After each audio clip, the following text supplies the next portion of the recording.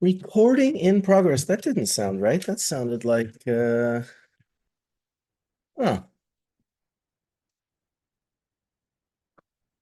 All right. Looks like we're working here.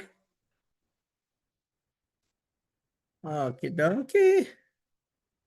Let's see how many of these I have open. There's another one. Welcome, everybody. Sorry about the technical difficulties. I do think my headphones are not working properly, so just give me a second on that. And yeah, welcome everybody. Hash Church, season 11, episode 52. Kind of tripping out. Yes, good. My headphones are working properly now, so that is wonderful. Welcome, everyone. Welcome, OG Brick 420 and Boro Josh 90 and Carol LEDs and UAP Geo 07 and Pizza Chad. I'm a bit of a Pizza Chad myself. Pemina River, Arthur the Legend 420, and everyone else. Booth 9666. I'd be remiss if I didn't mention you, good brother. Thank you all for legitimately spending the entire do I got an alarm going off here? I do. The entire year with us here at Hatch Church. It's been an absolutely incredible year. I don't even have a single person coming into this room right now because I did send the invite out very late last night. I have been failing. I like to get the invite out on Monday. I sent it out to the core group. It is the holidays. We'll see who shows up. In the meantime, I really, really need to shout out our sponsors in a big way. I will read the sponsorship thing, but I also want to add something on my own. So we'll start with that first and foremost. Let me get in here real quick. Okay. Here we go, everybody. First and foremost, we want to thank the Press Club. We want to thank the Press Club, trusted by top hash makers from around the world since 2016. That means we are going into a very special 10-year anniversary for the Press Club. How fucking cool is that? They are the one-stop shop for award-winning solventless gear, from press bags to wash bags to presses to vessels. You'll find everything you need from wash to press. And we're, of course, big fans of the Press Club and what they're doing in the community. So we're excited to have them on board as an official sponsor for Hash Church. And I would also like to add that they have already signed up for next year. They have already pulled the trigger, told me they want to sponsor for next year as well. And we just can't thank them enough for that. Made in the USA, patented pink stitch, zero blowout guarantee, small family-owned business, free expedited shipping on $75 or more, international shipping available. You can visit them at the Press Club, www.thepressclub.co, and use the code HashChurch to take 10% off your purchase. And I want to add as well that Bubbleman brand is looking at using the Press Club exclusively. I have talked to New Mexico, Colorado, Missouri, and Michigan, and they are right now all looking to transfer over to the Press Club to use their bags. So I want to thank them for pretty much having the best prices in the game. They're a lot less interested in profit and a lot more interested in community. So I want to thank the Press Club for their continued support. What can I say about Puffco? Honestly, these guys have been a massive, massive support to Hash Church over the course of the last year.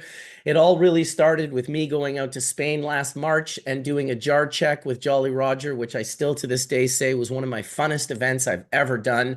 I look forward to doing more jar checks with Jolly Roger this year, now that I can travel to the US. So big shout out to Puffco.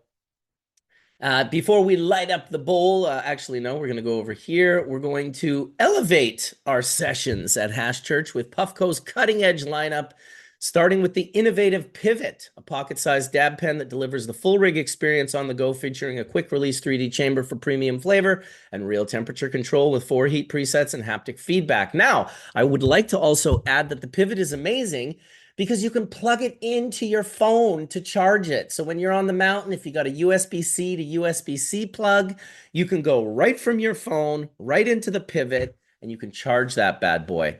That is huge for me.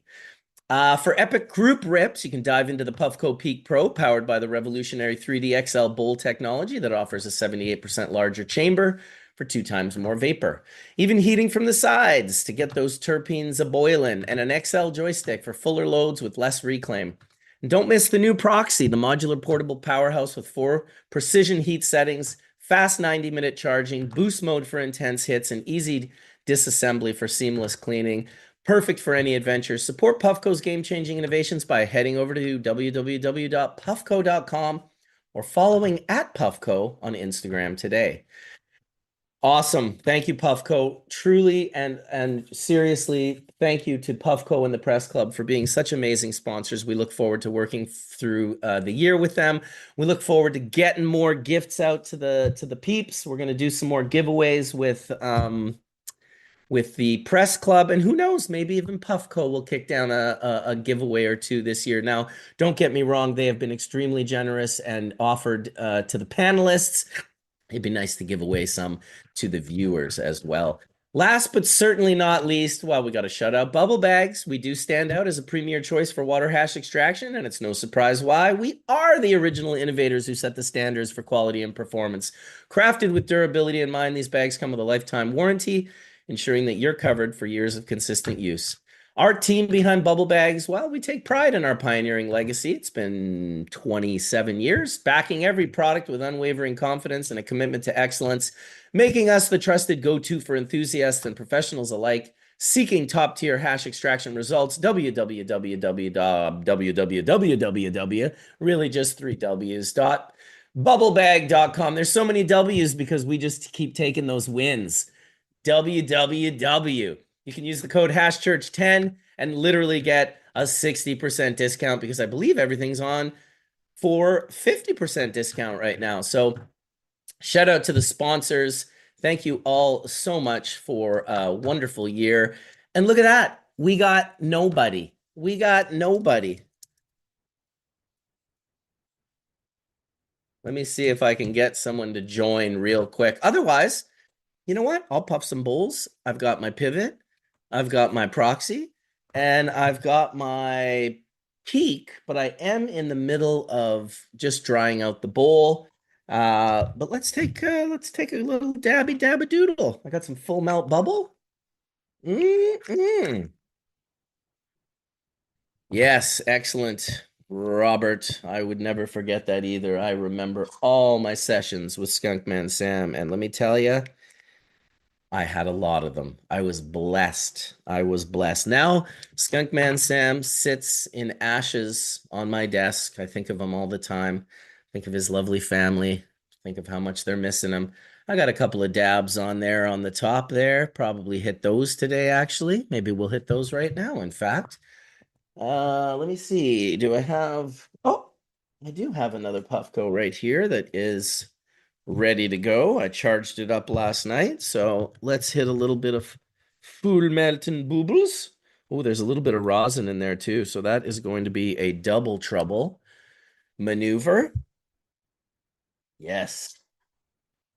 52 episodes. Now, don't get me wrong, we're probably legitimately on like episode 70 or something because we did do a solid 10 or 15, whatever it was at the end of the last season, which we will be going into season 12 this year, which is incredible. Man, I miss it too so much, Benja. If someone calls me, it's on my phone. My phone is Sam saying howdy, howdy.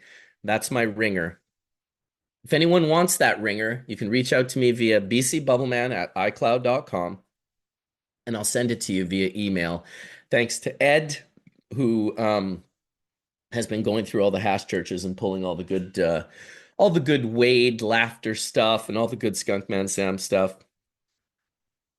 Give them a call, Pamina River. Right now we have discounts. Hash Church 10 is going to give you a discount right off the bat. So yes, you can.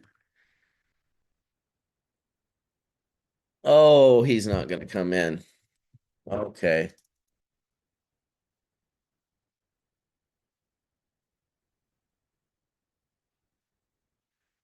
All right. So we're going to have a little puffy puff And then we'll get into the show. I'm sure we'll get some Caleb's and some Dr. Marks and some Collins a little later on, but it is the holidays. Mr. Ryan said he's going to come in here in a few minutes, so that would be nice. Looks like he's popping in. It's always easier to bounce off someone else than just yourself at this sort of time in the morning. But you know what? Let's get the bubs melting, and that'll get the dialogue flowing.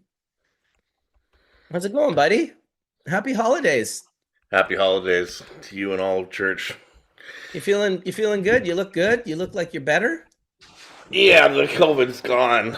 I'm tired. Oh, I was up late last night. I was just telling you on offline. A friend of mine's, her she's got a family member that's got addiction issues, and he didn't show up for Christmas. oh, The family's all worried. They've filed police reports and everything. So I was up chatting with her about it last night. She's in Europe, so dude, addiction is terrifying. It really is. I mean, it's one thing if you get addicted to like watching movies or like, like other, there's a lot of things one can get addicted to, but there are some really dangerous things that just are any of the opioid family. You get addicted to the opioids, and it's just seemingly so easy for that drug to turn off your heart and or your breathing that it becomes pretty scary. It becomes pretty real. I will say that much from the people that I know that have been dealing with addiction on that level. It's just fucking terrifying. So my thoughts go out to your friend in Europe, as well as her loved one who is suffering from addiction, and anyone that's suffering from addiction. You yeah, know? well, you know the story. I haven't really talked about it publicly in the cannabis industry, but my dad had some very serious addiction issues Mm, his whole life. He was a dentist, and he made a lot of money at a certain point in time when I was growing up. But he got into like banging pharmaceutical grade coke, damn. so like liquid coke that they'd order. Some people are allergic to the standard. Um, the standard anesthetic that they use, and he was injecting that for a while, which was just like not a really good thing. That was when I was really quite young. And he's had like various relapses over my life, and in 2005 he went off the rails pretty hardcore, and got into pills and started smoking crack. And like I pulled him off the street at like 75 pounds when he was 61 years old. um, really not in good shape, Jesus Christ. and it's incredibly traumatic for the family to go through that, because there's nothing that you can do when someone's on like a real addiction bender. You can try to give them all the support that you want in the world, and if they're not willing to go along with it, there's nothing you can do, right? Um, and Mm, there was some money and some properties involved when he was kind of throwing things away, and his business and all this other stuff. And so, I was like, you're working with the courts to try to like intervene in somehow. And the thing that I came to learn through the court system was that people have a right to mismanage their affairs. So the system's not really set up to help. And when people are really going off the deep end, the only thing that can kind of get them is the court system, right? The legal system for their possession or whatever. mm. And my our family home in Ottawa, more like his family home. Oh, Oops. did we lose it? I'll just I do that every once in a while. I'm an idiot. It's all good. Um, yeah, our family home kind of turned into a crack home.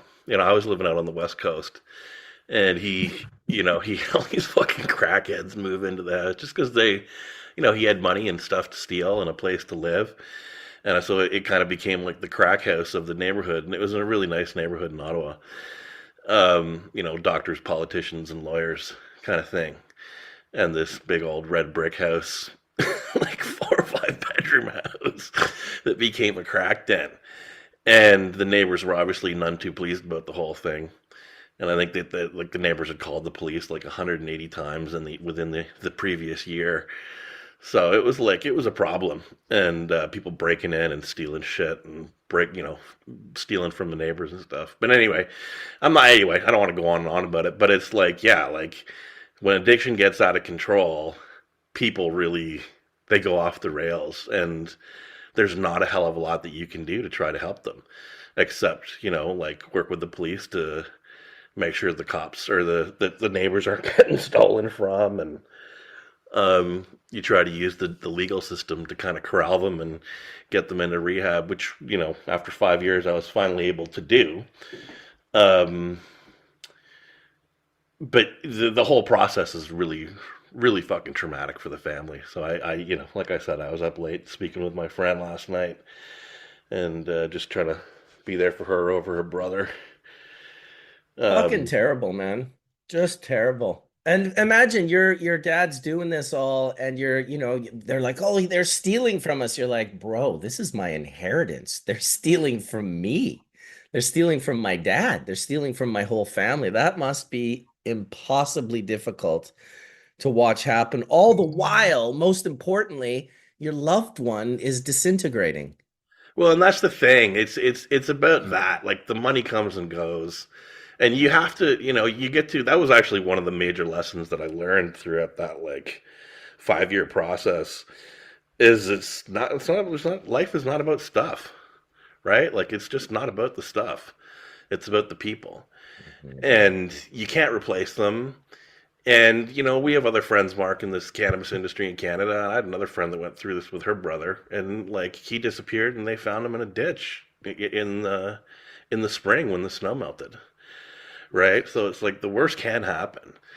And when you're going through the whole process of those 5 years, it's like you're literally waiting for the next foot to drop, right? Like you're waiting. You have people. Oh, I saw so and so on the street corner, and Mhm. they look crazy. They're like they are crazy, right? Like cocaine or even cocaine, and if you use enough of it, it's into when they bring someone into the hospital with what they suspect is schizophrenia. The first thing that they do is um, give people they clean them up for 3 or 4 days, right? And it's like if the psychosis goes away, it's coke addiction. If it doesn't go away, it's schizophrenia. They're indistinguishable, like they're phenotypically indistinguishable. Yeah. So yeah, so you're like you're trying to live your life, and it's like you get these all these like I used to call them like bulletins from the front line, right? It's like someone calls you up and says, "Oh, I saw your dad down on the corner, so and so begging," and it's like it's fucking humiliating, right? Oh. It's pretty And nasty. just yeah, and then humiliating, but it's like, oh, I can't even feel humiliated because that I would feel guilty if I feel humiliated because this is my fucking dad. Yeah, exactly. And you feel you. I didn't ever feel guilty because obviously there was nothing that I did about it. But it's like you're trying to be there for these people, and you can't be. Um, because it's an impossible situation, right? And so you just kind of have to wait for the right opportunity to get in and act. And my dad, in his case, I met this incredible lawyer in Ottawa, and he was a former alcoholic, and he used to give addicts that had legal trouble free legal advice, and he'd represent them as long as they were trying to get clean and stay clean. And so I finally hooked up with him. Actually, someone through I met through there was a guy that I met online named Lothar, and he was a lawyer on Overgrow. I don't really remember Lothar Marcus, but he used to post in the legal forums all the time. And when I was back in Ottawa, I hooked up with him, and he introduced me to this lawyer that kind of did this pro bono work with addicts. And through him, I was able to work with the police. And just in the course of his addiction, my dad had been picked up by the police a few times, and he was facing charges for possession for the purpose of trafficking, not because he was trafficking, just because he had enough money to buy, amounts that they considered dealer amounts. And you get, whatever. They'd they'd pick him up and he'd go to court. and the court would say, "Okay, come back in a week or come back in 2 weeks for your next court date." And that's not something that crack addicts do or pill addicts do. Is like they Hmm. they run, they stay on the street, they try to preserve the craziness as long as they can. And so he was finally at the point in time where if they picked him up, that he was going to spend like 3 to 6 months in jail while um, they waited for his actual trial. And I went in and worked with the cops and essentially cornered the prosecuting attorney, the crown attorney, and like prearranged this deal where if I did find him and have him picked up, that they'd send him to rehab, not send him to prison or send him to jail while they were waiting trial. And so we did that and got him into rehab, and God bless, he's been clean for 16 years since or whatever. Crazy that you can just get drugs in jail. It's like, don't send me to jail, dude, that they have the best drugs. Another thing I would add is that, a lot of these back in the day addictions, cocaine, heroin, they just weren't on the same level as fentanyl. Fentanyl is different. It's on a different level. A scary and frightening different level, because even a heroin addict is, like they don't need it like 5 or 6 or 7 times a day. They're looking to get a hit, and they're going to take that hit, and that hit's going to last a long chunk of the day. They're not going to go through withdrawal till the next day. Fentanyl withdrawal happens 5, 6, 7 times a day. They Yeah, continually need to go back, not to mention what it does to your body, bending up all your muscles and tightening you all up. And it really is like a nightmare from hell, that drug, you know? yeah. Well, and like as you know, what they call the therapeutic window, there's the dose that gets you high, and then there's the dose that kills you. And the distance between those two doses is what they call the therapeutic window. And for fentanyl, the therapeutic window is incredibly small. It's like a hair. Yeah.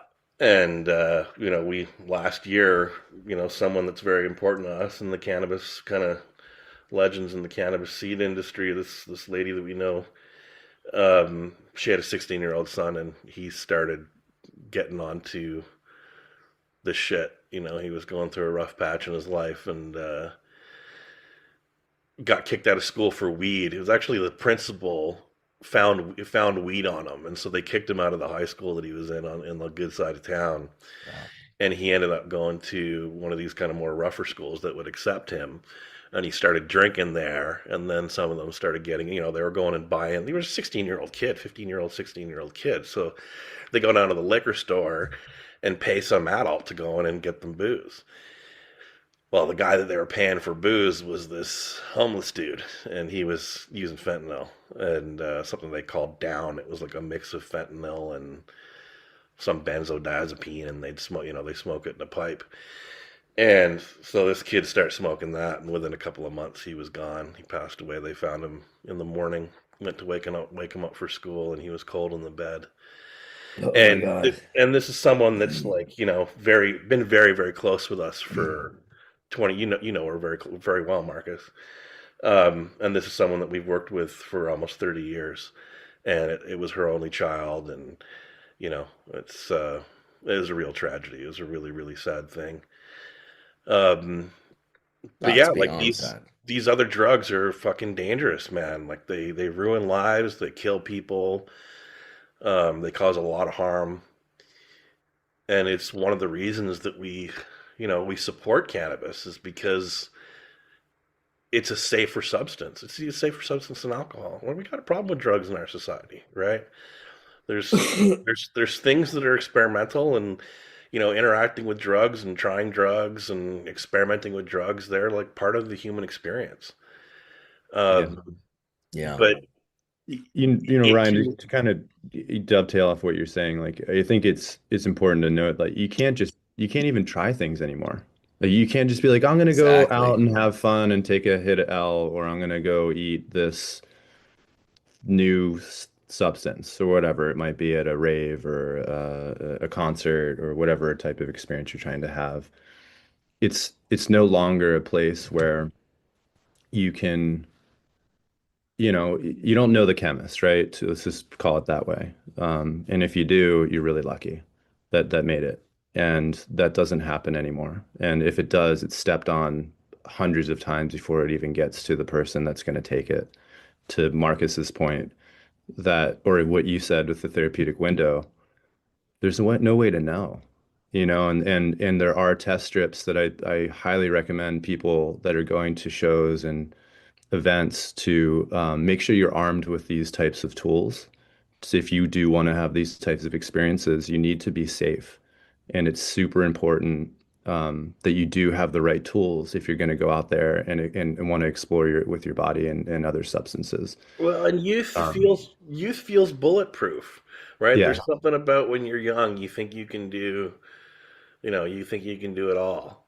a hundred. Yeah, I mean, we've talked about like heroic doses on this show 100 times. It's like, yeah, and you see people doing it with, it's no different than the frat boys trying to drink half a keg or, yeah. a two for a beer in like a few hours, or I've had people online come at me in the industry and be like, "Oh, let's get on stage and see how big a dabs we can do." Right? It's just like there's like this kind of bravado with like I can do more than you can. There Yeah. certainly was it back in the day, not so much for me anymore. I don't know if I guess young people are probably still doing it. I definitely felt that bravado. When I first met Dave, he was definitely out to destroy me. When he first invited me over, he was just like, there was no doubt about it. He was like, I'm going to put this kid to the test. And if he's still standing at the end, he can come back. And that was amazing. That was like a rite of passage, if you will. That was a rite of passage, a It was. true, a true rite of passage. And I'll say that from telling that story to people, I was always so like wanted to respect, Dave and Diana and their space, and I didn't want to like talk too much about it. Yet I was just so like unbelievably excited to have been invited into the to that area and to be able to have those experiences that yeah, there was definitely something about it. It got so many people excited. I swear to God, the first Legends of Hash was just people who wanted the rite of passage to smoke with Dave, Yeah. to have, and they didn't even know he was going to be dropping the 50, 60% THCA, like just pure heads into the hubbly bubbly. That was like a huge other legendary, story that would be created. But in the beginning, it was just like, we just want to smoke with Dave. We just want to meet Dave.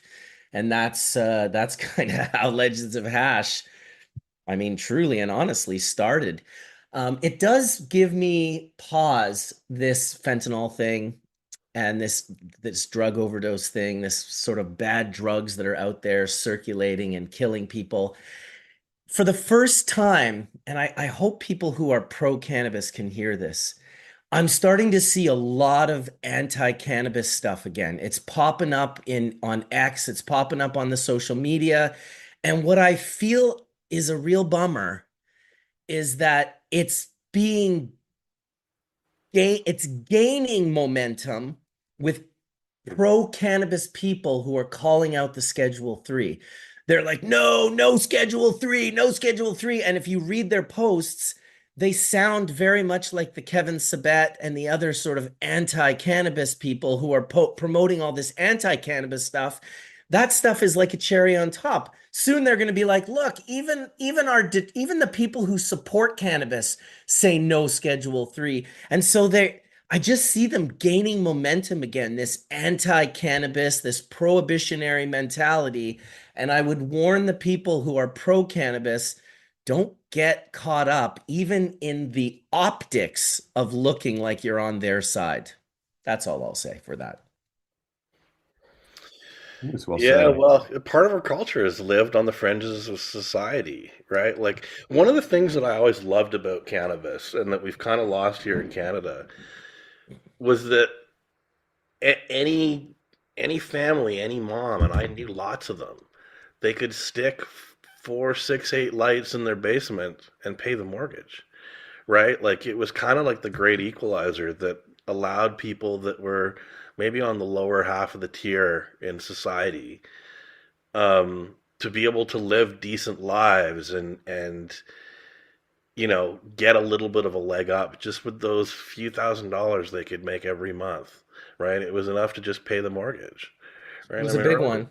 Yeah, I remember. I mean, back in the day, there was a variety that used to be sold through the cannabis culture seed catalog called the Mortgage Buster, right? But that's really what it was about. I mean, and cannabis was the great equalizer. So It was, but it was based on a terrible reason. It was based on the prohibition. the prohibition. Here, not as bad, although we definitely know people who served, a decade plus in prison in Canada for cannabis. It was a lot more likely to get those 10-year mandatories for herb without even growing it. You can just have like a couple pounds of it and get a 10-year mandatory minimum down in like Alabama or Texas or some of these other more New York, harsh dude. Well, places. Yeah. and you know New people. York I was mean, like Marcus. I mean, you've probably seen a couple of these people posting on things like there's this Nug Shots guy, and there was another guy I commented on yesterday on IG.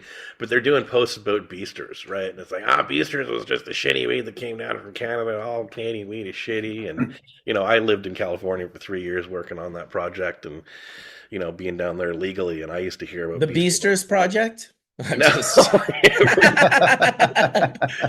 Yeah, it was the project that won a few Emerald Cups. We had swept a couple of years, but we were producing really fine cannabis using the lab. But I would encounter people in the industry down there, and they would tell me what their experience with Beasters, and we all had like some touch point in that, right? Like, Marcus, I know you knew brokers up in Canada, and I'm sure Josh knew some brokers as well.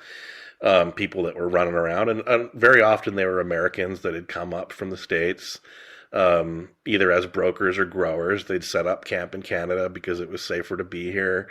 You know, on the growing end, it was like in BC, rural BC, nobody was. I mean, sure, the cops were looking, but I mean, BC is 4 times the size of Germany, right? You can put 4 Germanys inside of British Columbia, and a lot of it is mountain back roads, and there's a lot of places to grow, outdoors and indoors, buried bunkers and all sorts of shit. And and so there was safety in places for Americans to come up and grow. It wasn't so tough pre 9/11. We weren't really watching the borders in the same way that they do now. So I mean, what was his name? Brian, the glassblower. I mean, he came up and lived up here for a while, and he finally got caught and sent back to the States. He Um, did. I'll never forget that. Walking in front of Hemp BC, Mark Emery's store on Hastings there. They picked him up right there. He was carrying a ballast. right. Yeah. So, but the point is like you'd have these Americans coming up and doing business here, and don't get me wrong, there's tons of Canadians doing business too. I'm not pointing the finger at the Americans, but the point is that like Canada was kind of an origin source country for a while, right? Like we were like a drug source country. And a lot of the BC bud, which got labeled as beasters down there, I mean, there was all sorts of. There was high end weed, there was low end weed, there was bulk. They're not brick, but like, low odor hash plants and big buds grown by the bikers, and shitty grapefruit grown by the Vietnamese gangs and the triads, and by like people that were like human smuggling victims that were like captives in houses and shit. I mean, all sorts of nasty shit went on.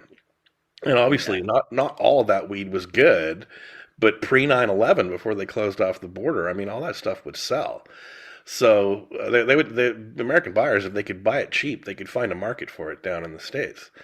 And the good quality weed, that was all rebranded as like PNW Kind or Oregon Kind Bud or Cali Indoor or whatever the hell it Don't was. tell him it's from BC. Yeah, it's just yeah. rebranding. So you had these different brands. Like Beasters was one brand, and rebranded Canadian weed sold as PNW Kind Bud. Um, it was all Canadian, or not all of it, but there was a lot of it. There was, I mean, dude, this was like tonnage weekly was flowing across that border, Yes. like multiple Yeah. Yes. tonnage a week. On Thousands. the East Coast, man, we had everything mostly came through the tip of Maine and New York, and because Yeah. the On the the indigenous reservations up there. properties. Yeah. Yeah, the That And was all residuals. BC weed too. yeah, Yep. well, we got friendly with a couple guys that were French Canadian guys that were in Montreal, and they had a really cool indoor setup, and we got developed a relationship with them, and we would get whatever we couldn't grow, we'd backfill with what they had, right? And that was kind of our like just our our consistent source. And yeah, we would do the same thing. We'd be like, yeah, this is from Humboldt. We'd be like, this is from here. Quebec grew way more weed than Yeah, BC, but they couldn't touch our quality. So if you it's got true. weed from Quebec, it It was of a wasn't as much good. lower grade, and then they would send the BC bud. This was before tumbling, because Yeah. once they started tumbling the bud, nobody needed to grow it good anymore because they were tumbling it. And you have to imagine when you buy 1,000 pounds and you Yeah. tumble 1,000 pounds, Got a lot you of food. can get like 100 to 200 pounds of product off of that. So they were taking this massive amount off. Now you have to understand the Canadians couldn't do that unless they were the ones selling it down south. Because no American in their right mind would be like, I'm going to buy 1,000 pounds of this, and I can clearly see that you've bounced it like completely. Americans generally Well, don't dude, tumble stuff either. So that Yeah, we well, that they was the were. last They thing. were tumbling shit in the 90s, let me tell you, because I knew them you very could see the well. quality difference, All I'm dude. gonna Like it was say, like this none of the PGR. Americans I knew did that. Yeah, well, that was That that was was the not real beginning. That was when the Vietnamese, I'll be honest, when they first grew that grapefruit, we were blown away at it. We couldn't believe that they grew it that well. The first like crops of it. And once those guys started bouncing, they were like, we don't even have to dry this anymore. They were like, we don't have to do anything. All we're doing is getting ground down. We'll just sell it for $1,800 Canadian a pound, which was very cheap for the 90s because good weed was Yeah, selling for like 28 to 25 to 3, yeah. yeah, even more, like Even if more, you had a way good more. buyer, you could get 32, 33, 3,400 Canadian, Yeah. which, wasn't way more or whatever. It was nothing compared to what you guys were getting in New York, Colin, or in Yeah. San No, but it Francisco was was also proportional, right? Because it we was were the source proportional. country. Right? True. I remember you Good way to talking put it. about the Purple 3 is what Steve started selling later as cream soda. And Right. it was like not great bud, but it was purple as fuck. It looked like FedEx bud, right? It was like the deep dark magenta purple, and they were taking that stuff for Dude, five I haven't heard thousand that dollars. name in a long time. The Green Great Cream Soda. They were. Yeah, well, That they were and that selling was that stuff in JY. yeah, they were JY grew that shit so well. yeah, and they were selling that stuff for like 5,000 US a pound in LA because of the color. 4,800 solid. Yeah, Which is nuts. I It was think one in the Canadian, just to give people some perspective, okay? I'll pull up my calculator here. So in the 90s, it was like a 1.4 to 1.48 exchange rate. So like a 4,800 US dollar pound at say 1.48 is 7,100 Canadian dollars. yeah. So put that into perspective. So, dude, you're not that far off from what we were doing in New York in perspective, right? Like that feels kind New of York on was par. 5,500 No, dude, we went to 85. US. I at one point, dude, at No, least no, no, with no, like no. sour and Ken. This is sellers in Canada. Oh, you mean like S- brokering before Yes. got it. Yes. Dude, that's Yeah, still and you're also talking, Colin. I mean, you're talking about the sours we were getting like 8,500, right? Like the yeah, that top was the stuff grade. we were actually growing ourselves. Like and then we would backfill with like, and we'd put it in these cubes Some and beasters. OG dude, it was, Kush. but dude, there were some good batches. We would get some really solid batches. But I remember there was a shift actually. There was just like this 2 year shift when I started getting stuff where the buds were just like freaking huge. And I was like, what is going on with these things? And like they looked like just out of control. And you could tell like it was like, oh, that's Steroid. PGR, man. They're PGR bud, feeding yeah. these things. Like it changed. There was a moment. And Well, yeah, I because think there was Josh said it maybe last year on an episode, or Josh Kelly, where we were actually being asked to grow things when we were brokering that didn't smell. Like I grew bubble gum because it was like it didn't really smell that much, right? And that was a unique time in I think cannabis because that's when I feel like we were all trying to move a lot of material around, you yeah. know? Well, I That's mean, when the why do We you never Renee played popped into that. up. yeah? That's Why when do you Renee think popped David? up. Why do you think David bred the thiol out of skunk? Right, like it was Thought to about get you busted. yeah. Thiols get you busted. I will say that. That's right. It's true. Everybody, you see people raging online. David fucking took the skunk out of skunk. Fuck him. And It kept like, like So, a Ryan, 100,000 people from going to prison. Probably more. but yeah, what do we well, think like of this? not to mention he was growing like 50,000 square foot greenhouses of it, right? Or setting up people that were. He was supplying the clones. So, True. there was a method to the madness, right? But it's funny how The all bad these things. method. it's yeah. In hindsight, yeah, but in the moment, it was like, dude, we need No, more. but it We was gotta, survival. It was yeah. survival, right? Well, put it this way. That's why the He can he was fans were so always popular in Nelson when they came out. he was always more concerned with cannabis being available, but also, making sure that everyone's not busted. And that shit, like, skunk number one came a little late for me. It was over in the 80s. I wasn't really seeing it, but I will say that the Renee, which must have been some skunk pheno of some Hybrid, yeah. sort, Yeah. because it was just rank. And the smallest amount of it, like, I'm telling you, like, a fan leaf broken off of a bud, a small little curled leaf broken off of a bud that had fallen behind my bookshelf. I smelt it every time I walked from my desk into my kitchen through the doorway. I'd just be like, what the fuck? I Like, remember and you it, telling me about a story where you're going up an elevator with a bunch of totes sealed full dude, of fucking bud. Yeah, dude. Do you know sorry. how much that was? That was over 100 pounds Yeah. in totes. And then my buddy thinks it's a good idea because he wants to show me a sample. I tell him you got to seal everything. So he seals everything perfect. And then he comes, we're in my penthouse apartment, so we go under the ground to the parking lot, which you can see the parking lot of my penthouse apartment if you watch the Jet Li movie Romeo Must Die, because they filmed that in the penthouse apartment across the way in the Twin Towers. But when he goes to get his brother's Porsche after he escapes the prison in China, that's the parking lot I'm talking about, that underground parking lot. So there's your homework for the day. Go watch Romeo Must Die with Jet Li, and you'll see the penthouse parking lot where we moved the pounds. Anyway, sitting at the elevator, and they're like, I want to say 5 totes tall. So taller than us, like 6.5 to 7 feet tall, the big yellow 64-liter totes. And he's standing there, and I'm like, I'm catching a whiff of weed.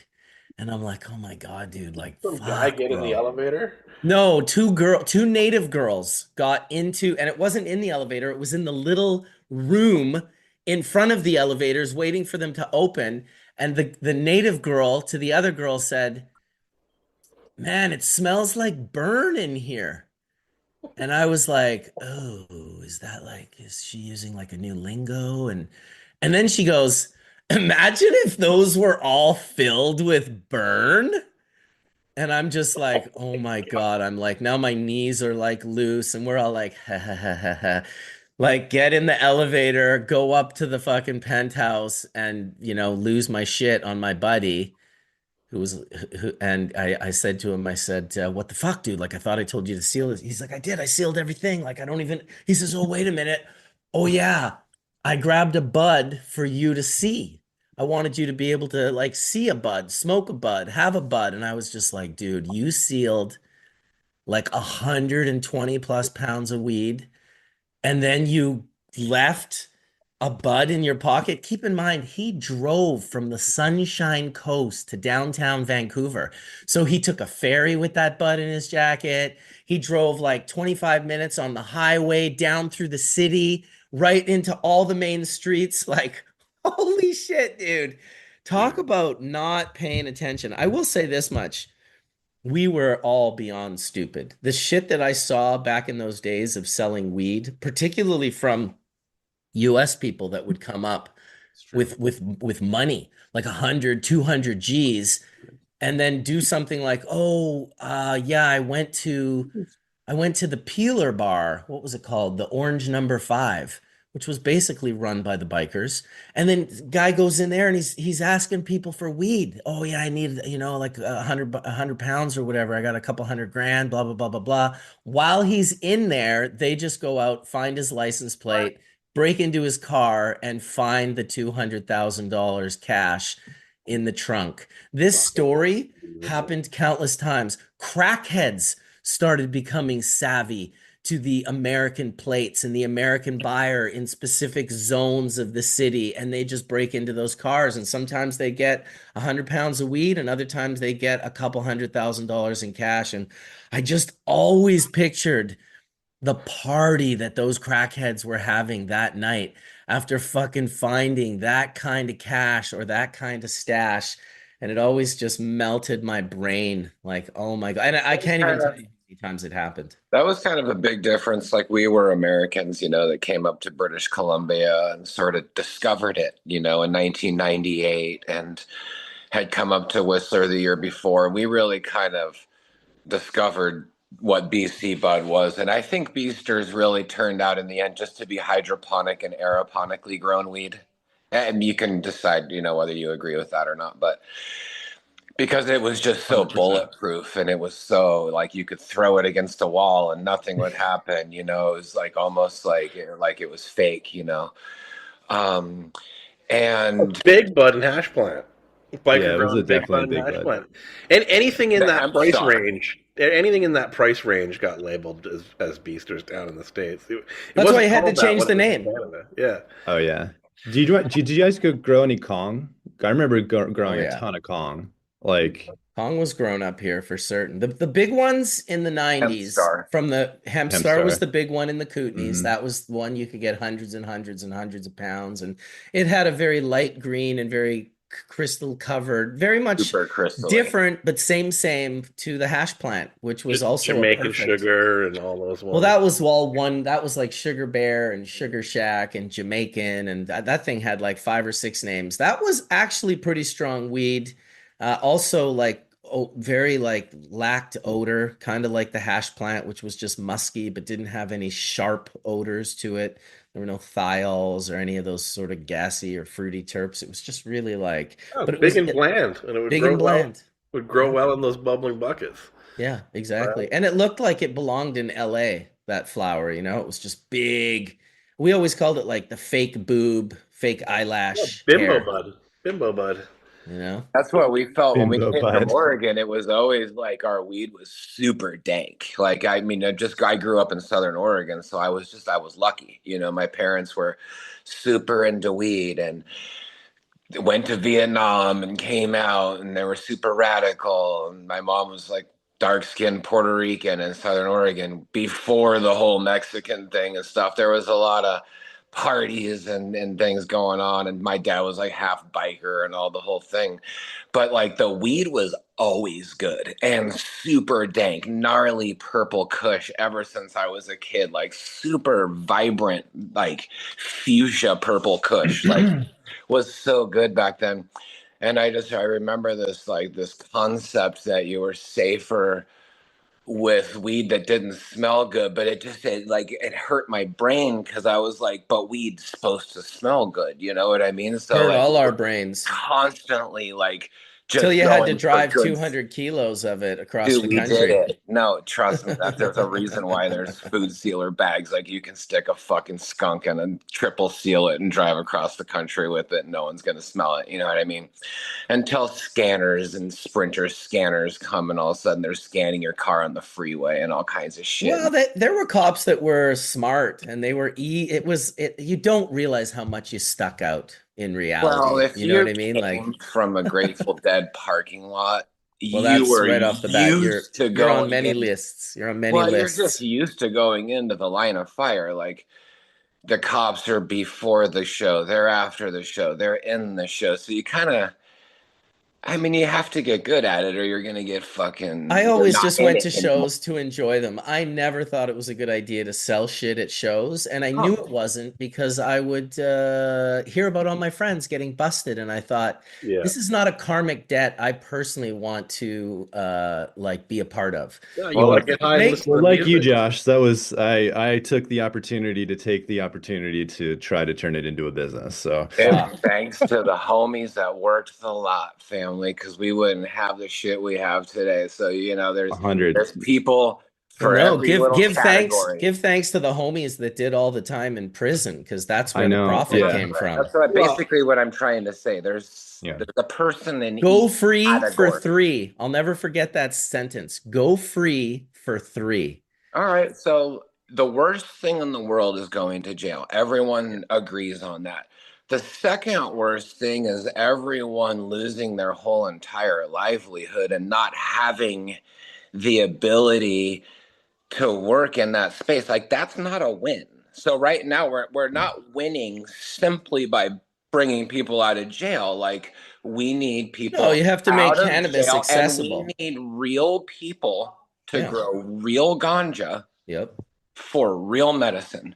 Yeah. And then you can also have the Pabst and the fucking Molson weed and the Budweiser. Well, we already have it. Well, that's why I'm saying that. Yeah. But do Well, you and think there's no weed grown good in the that weed? that's what the Beasters was, though. I mean, it's like, again, going back to that Beasters topic.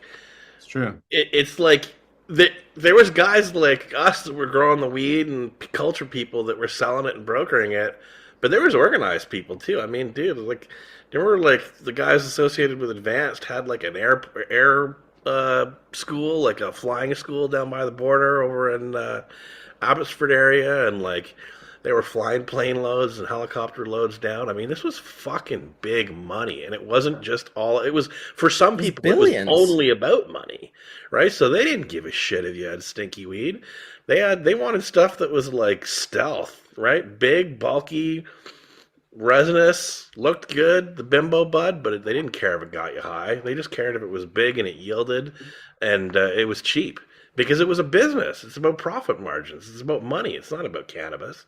It's not about cannabis culture or getting high. It's about middling dope and making money. So there I was there. people there. Yeah. So there was people like us from the culture, but there was also people that were not, right? That were Well, I just thank business Hillary guys. because Hillary pulled me out of that like profit, profit, profit, profit, thing that I was really kind of, you know, mentored into through Ron because he just had it down pat. But Hillary was the first one to be like, hey, we could do something really good. And that is, I hadn't seen that before. And I know people talk about it before, but I didn't see it. I didn't see, and also I got to give it up to Mark Emery because he was another person I saw it, say what you want about the guy today, but he gave away so much fucking money. It was like, no matter how much you hated the guy, it didn't matter because you didn't give away a fucking fraction of what that fucking guy gave away. It was, I would say, millions of dollars. It was millions of dollars that he just gave away, often I for lawyers. I gotta push back on Mark. I You mean, can. You can I push was back all involved. you want, but he gave that money away. He did some, but he also like used to claim that he'd give Millions. money that he didn't give away. I mean, I remember being involved with the Federal Marijuana Party. I was one of the founding members of that, and Mark was late to that scene, and he really wanted to be involved with that. And we were running like a federal election campaign, and back then the only people that would step up to go and put their name out there as being part of this party were like people that were really sick and really hurting, right? And I remember Mark saying to them, I'm going to give you all $1,000 so you can go and pay posters and, get posters and pamphlets and all these things. And all these people that had no money. I mean, these people were like living on the verge of poverty, went out and spent money. And Mark was in the newspapers telling about everybody how he was paying them, and he never did. Right. So it's like he really is the two-sided figure. I retweeted a post of him this week just talking about black people and all the shit that they get away with. And I mean, that dude's got some really fucking dark side. And not Dude, to I mention, 1,000% agree, but I was there. I watched him give tens of thousands I'm of not saying dollars he away. didn't. Again, I'm not So saying he that's didn't. all I'm talking about. You can Yeah. talk about all the shit you hate about the guy a million times from Tuesday, but I can't take away from the fact that while everyone else was spending their weed money, Mark was giving his away. Some of it. Well, a lot of it. That's Yeah, why I'm he not, ended and up with none. That's why they came after him. That I'm was not trying to amazing. minimize. I'm not They trying to they came minimize. they came after him and put him as a top 10 most wanted people for one reason and one reason only, because he was giving that fucking money away. He was Wow, it was he because was he showed up at the. funding. It was because he showed up at that drugstore. Fucking. Now that was one reason for sure, but he was given so much money to Yeah, he was. cannabis. And they hated that. No one before that, people were selling seeds for many years. It wasn't because he was selling seeds. It was because he wasn't keeping the fucking money. He had no mansion. He had no fancy anything. He and Michelle, I remember when he bought Michelle the Thunderbird, when it was a new like 19 whatever 2001 Thunderbird, and he bought himself one. And I was like, holy shit, in all the years I've known this guy, I've never seen him buy it. It was so out of sort of character. and he took it. They both took them back within like a couple of months. Those cars went back, and I was like, oh, okay, that's more like it. So that's the only thing. I wouldn't even watch his X account and I certainly wouldn't repost anything from him. But I Uh, can't take that away. I will. No, I know, but I got it. Like, and I'm not minimizing or trying to say that he didn't do any of those things. He definitely did, He but did. there was also a lot of really dark shit. I mean, young girls and boys, like, in hotel rooms and giving them aphrodisiacs and all sorts of fucking nasty shit. I mean, he's a controversial character for a reason, and yeah, he was intertwined with our movement for a short period of time. But I got to tell you, I'm glad that he's not. I really am, because it's like there's this real Well, darkness. there's better people to take that. Well, It's it's not even crazy about the that better people. It's that dude, he had some dark, deeply dark tendencies that were exploitative, and I just can't get behind. well, And I that's what I can't, I mean by can't. better people. People that don't have those tendencies. Yeah, People well, that fuck. can be a better torch carrier. You know what? Back then, I always say it. We weren't the best of the best. We were the people willing to fucking Willing take to the do it. we were like scrags from the outskirts, dude. We were all fucking like punk rockers and just like the people society had pushed to the outer limits. And so of course, someone like Mark was going to come to the forefront and grab that little group of people. And I'll be honest, like, fuck, man, like when I think of those people, when I think of Shell and Jer and Hillary and some of the people that worked for him over the years, Tia for Cannabis Culture, really good fucking people. Like, I don't know how he pulled those fucking amazing people out and had them work for him for so many years. Like it was wild. And I'll tell you, when Mark went to prison, the entire Vancouver community felt it immediately because those funds just dried up and disappeared. And those funds were giving David Malmo the ability to do his work and giving like all these different people. It was so much fucking money and it just disappeared. And the cannabis scene in Vancouver just went like so fast, so quickly. We no longer had a place for people to come and join. Like before that, like the Hemp BC and the Blunt Brothers and the Amsterdam, dude, such an amazing place to go and meet. Absolutely. I loved it because I couldn't go to the US, so I would go and meet all these amazing Americans that were coming up. Of course, most of them were looking for weed, looking for seeds. It was just this crazy fucking hub that you just can't believe it existed. And then I It's kind of saw, like go ahead. Europe wants to brand everything Cali, kind of like America wanted to brand, or there was like the Right whole now, you're brand. saying they do, right? You're Well, saying that right now? Yeah. Yeah.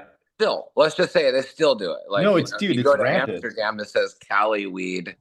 On the Yeah. menu, Amsterdam, Barcelona too, in half the clubs. That's what I'm Well, saying. Like, why? Like, okay, cool, because Because California. they don't know any better. Like I was asked know, this but they should know last year to make a brand for someone in Germany, and we were like going through the names. And they're like, "Listen, can you just make it like Cali?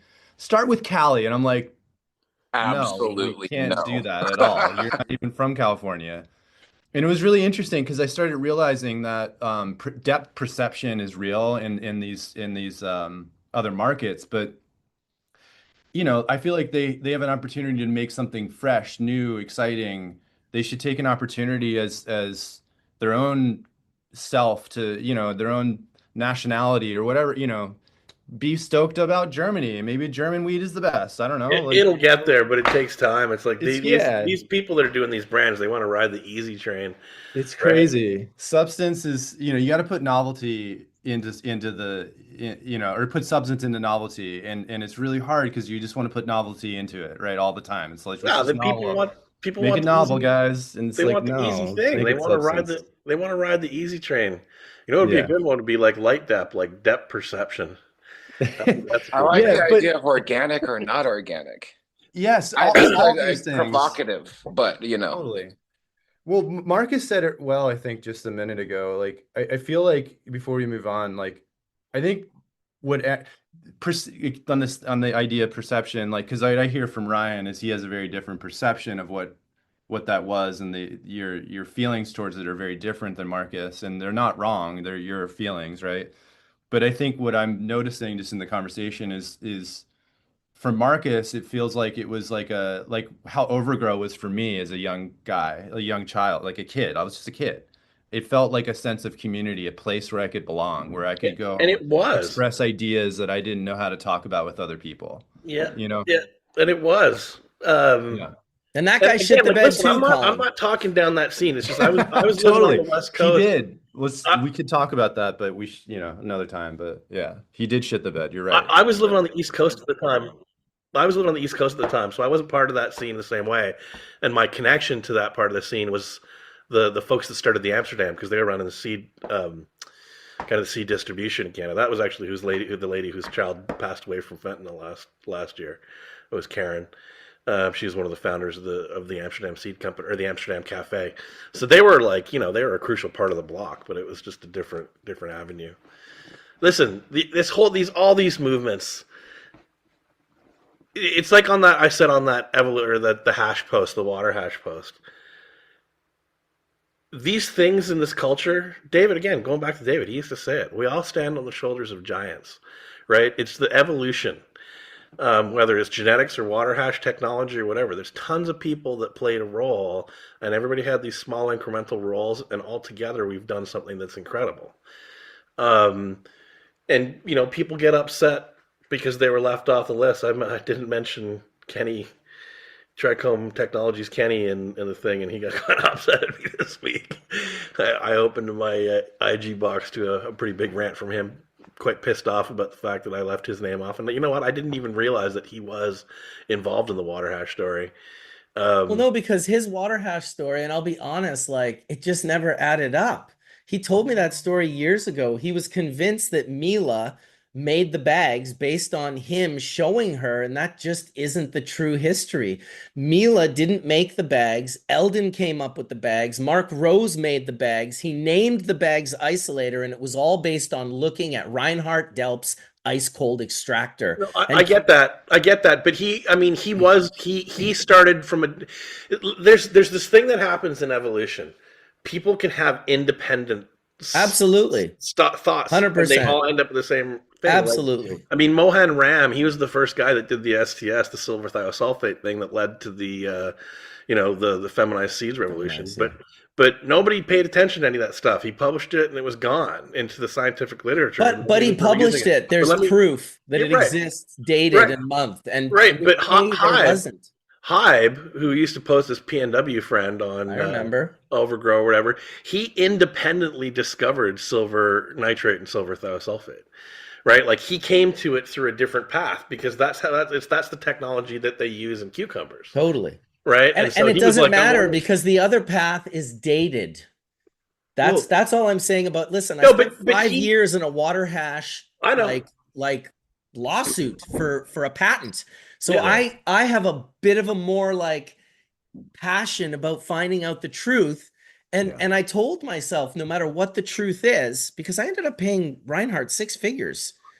When I found out the truth, when I found out from Eldon and Mark and Reinhardt that that's how that played out, because Milo wasn't going to tell me that, right? But Mark and Eldon told me that. And it was like, when they did, I was like, well, this guy is in the rightful place. Like regardless if you didn't you also say that if someone had a copy of the Sadhu Sam secrets that he wouldn't have won the case? No, because his Sadhu Sam never used ice. Sadhu Sam just used cold water. He never used ice. So even if they had and that was unique because they weren't making it publicly available. It was privately available through a public post, which created this whole insanity in the lawsuit aspect. Trust me, my lawyers were like hardcore pharmaceutical patent lawyers that all of their other cases were billions of dollars. They just thought of my case as like fun.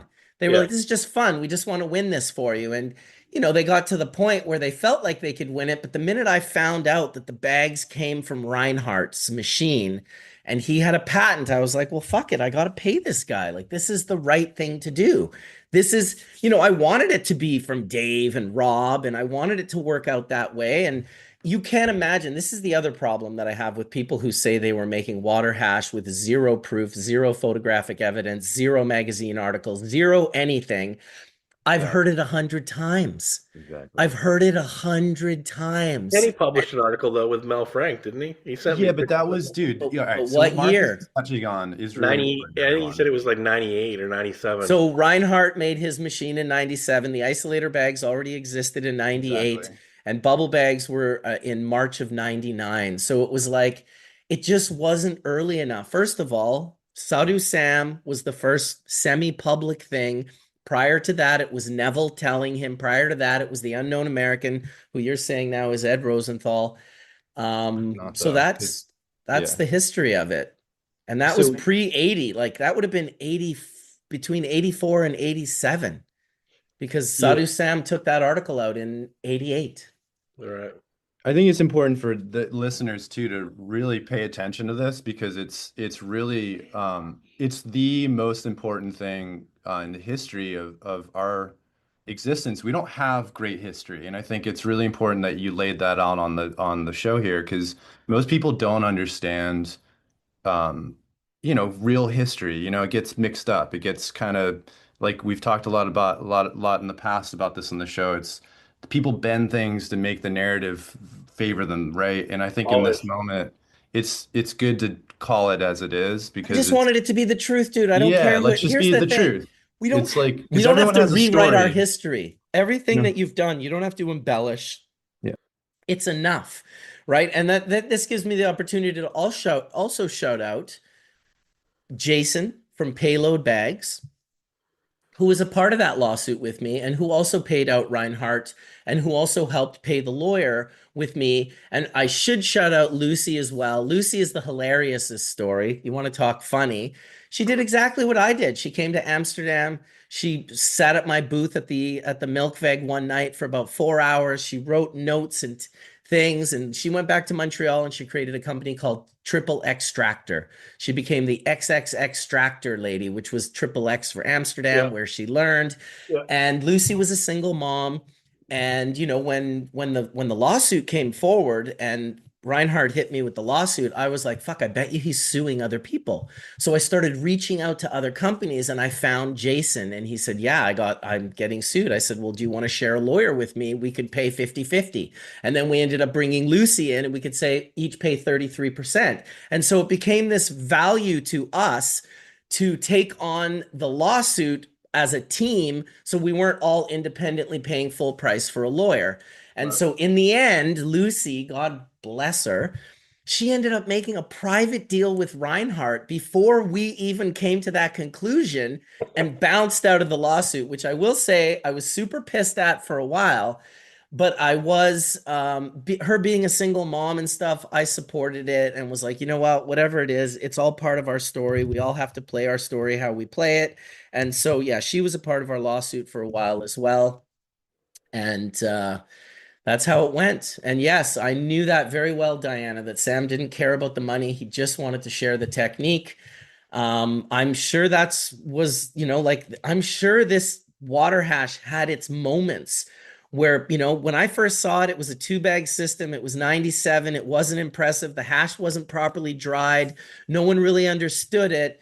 It wasn't until, and fuck, I'm sure you'll have something to say about this too, Ryan. I apologize, but it wasn't until breeder Steve gave me this shishka berry from the yellow line trim, and I ran that shit in the two-bag system, and that was the first time I ever saw hash that was melty. And that was the one that gave me the idea, like I should go and become the salesperson for Isolator, and had my blowout with Mila and came home and my wife was like, I can make those bags, no problem. And that's really the birth of bubble bags. It wouldn't have happened had I not seen that hash from the shishka berry, because it's very hard to make great hash with two bags. It's very hard. And if you can make it great with two bags, it's very hard in 1998 or 99 to know how to dry said hash and make it a worthwhile experience. So everyone played their part, even people that I'm not super fond of. I give them their credit. Everyone played their part. Eldon played his part. Neville played his part. Sam and Rob played their part. High Times played their part. Like High Times embedded in this from putting that ad in. You've got Eldon and Mark and Mila. You've got myself. You've got so many other people. Nick T ended up having bags. Like there was the free hash guys in Vancouver. This thing grew and blew up into a very big thing. And it evolved into rosin. That's what I was saying. It's like these things happen incrementally, and it's evolution, right? Yeah, there's like key figures, but like it's like I said in that post too, Marcus. It's like you took the stacks that were in the hashish book and the water hash bag concept, and you melded them together. Nobody had done that before, right? It was like that was like a key step in the whole process, and in us learning how, and that led into rosin, right? Like, I mean, it's these things are incremental and evolution. Dude, it's how I met Sam. When I used the "if it don't bubble, it ain't worth the trouble," I which know. I'd only ever heard Rob Clark say. That was the first time he passed me the bong, and it was bubbling and dripping down the stem of the roer. He said, "If it don't bubble, it ain't worth the trouble." That stuck with me so hard, and I was naming my company Bubble Bags and Bubble Man and Bubble Hash. I thought, I have to use this. Well, I get this aggressive email. Do you know who's saying that is? And I was like, oh my God. I see the email, Skunk Man at Yahoo or whatever. And I'm like, oh my God, this is him. And I was like, I know who you are. I give you full props. I learned a lot from your knowledge. If you want, I'll stop using it. If you want, I'll tell everyone it's yours. If you want, just tell me what you want. And so he wrote me back, and apparently that was the right way to respond to him, because it sort of opened up a friendship. That I just, I could have been a dick. I could have been like, who the fuck do you think you are? Who the fuck are you? Blah, blah, blah, blah, blah. That's happened to me before. And you never know how your reply, how you respond to someone is going to, potentially define the next 25 years of your life. Listen, So, the thing that it was attention. with David was that he saw in you the passion for the hash. It's like when you introduced me to him that first time at the Cup, and he and I had spoken online like a fair bit. But when I showed up at that cup, and I had my own water hash made with your bags with some super dank ass flour that I produced, and it was the top shelf. It was the 6-star. Yeah. And strong. And you put it in David's bowl, and his eyebrows hit the ceiling. Yeah. Well, keep in mind, let me give an amendment to this story. At the time, David did not smoke anyone's hash. I really, truly mean that. He just would not bother smoking anyone's hash. As he got older and things changed, he started smoking people's hash. He started enjoying hash. But what the timeline Ryan's talking about right now, he did not. I probably had to convince him to smoke it. Like he probably said, no. You had hit it. No, you hit it. Because I remember distinctly. It was the first time I ever met him. I put it in your bowl and you hit it. And you said, that's the full melt clear dome right there. And you turned to David and he was like, huh? You put it in his ball. And he was, he was like, who's this young punk? Like he didn't want anything to do with me. But the hash went in the bowl and it made the big ass clear dome and his eyebrows hit the ceiling. Right. And I called it the bubble tell. It was like, the hash is so good that it's like nothing else matters because what it meant was that you understood growing genetics and hash processing enough to make the top grade product. And if you could do that, you were in David's club. Well, dude, Can you imagine from Dave's perspective? He is smoking that hash for 20 years before he even knows we exist. Right? He's just been enjoying this shit, full melt, dry sift, the nicest, like seeds collected by him, grown and bred by him, the whole 9 yards, the epicness. To see a bunch of young guys, to see the bags start, getting popular, the multiple screens, to just, because he saw it. He would have seen it before we saw it. It must have been actually pretty exciting for him. Well, yeah, and I mean, the reason we started interacting online is because I was talking about using molecular markers to identify males, right? And that was like a new level of science that David just didn't know about. Like molecular genetics didn't exist in his world, right? It was all that was all new cutting edge shit, and I was learning about it in university.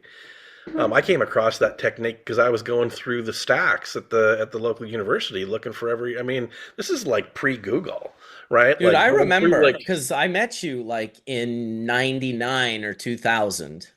99. Well, it was 99 because you had the Shar edition of the bag. So And you you were saying that was into it. You 99? were already talking about this stuff. And I remember you talked to other people about it and they would kind of like act like they knew what you were talking about. And I was like, I don't have a fucking clue what this guy's talking about. There's no way these guys have a fucking clue what this guy's talking about. Well, it's just I was on that path that led me through that little forest where I collected some information. You know, it's like, look, dude. I mean, it's the same thing. You're saying Steve. I don't give a fuck about Steve. I don't care. Like, I don't hold grudges about that stuff. I'm like you. My allegiance is to the plant and the truth, right? Like, I didn't come into cannabis. Yeah, I was making money selling dope, but when I started growing cannabis, it was because I knew that there was amazing weed out there that I couldn't get through my sources, Yeah. right? And so I started growing. I remember going to the Hydra store where I bought my first lights and tables, and I'd made enough of a relationship with the guy behind the counter that I was like, "Hey man, you know where I can get clones?" And he said to me, he's like, "No man, that's part of the game. You got to cut your teeth. You got to go and grow seeds and find some good stuff." Because he couldn't like sell fucking clones to some kid. And within a year, they were trying to buy my clones, right? Because I went deep and hard into screening plants, and and that was my journey. Was like trying to find the best, the stinkiest. Like I wasn't moving tonnage around or like selling 100 packs or any of that stuff.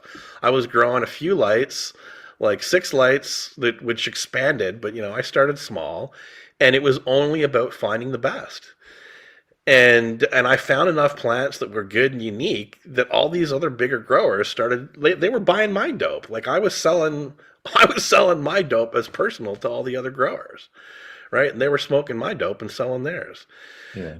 So I came at it from that like pure quality thing, and having been in university at the time and geeking out in the library and looking and trying to read every scientific paper that I could, I stumbled across that molecular genetics paper, and I was studying molecular genetics and plant genetics at the time, and I picked up a few key things that were like way ahead of what anybody else was doing in the cannabis industry, and having that set of knowledge and the finest 6-star hash when I ended up, you know, talking to David, that's what got me in the door. Um, and I think David realized that it's like I had a set of knowledge that I could share with him, right? And to be perfectly frank, I don't think he liked it at first. I think he felt threatened. Not threatened. He wasn't threatened by me. I mean, he was 3-4 years into the GW project already at that point in time. I was certainly no threat to him, but it was like, hey, there's younger kids that are coming up that know shit that I don't, right? And David, it wasn't about ego. It was about I just want to learn as much as I can about cannabis. It's like I said before. It's like I said at his funeral. It's like every day he got up and wanted to get high, learn about cannabis, and like cause some shit, right? And because I could teach him some stuff about cannabis that he didn't know, that was the key to get into the door, right? And kind of the basis of our friendship, and that's what our friendship was for the next 25 years, right? Was like us just geeking out on papers. I'd find a scientific paper, I'd send it to him, he'd find one, he'd send it to me, we'd talk about it, we'd like, you know, pontificate on what this meant for the future. And, you know, through that process, we developed a really tight, close relationship. It's awesome. And he's here, right? Like he's here with me right now. Like he's here with us every day. I got him. Um, Yeah.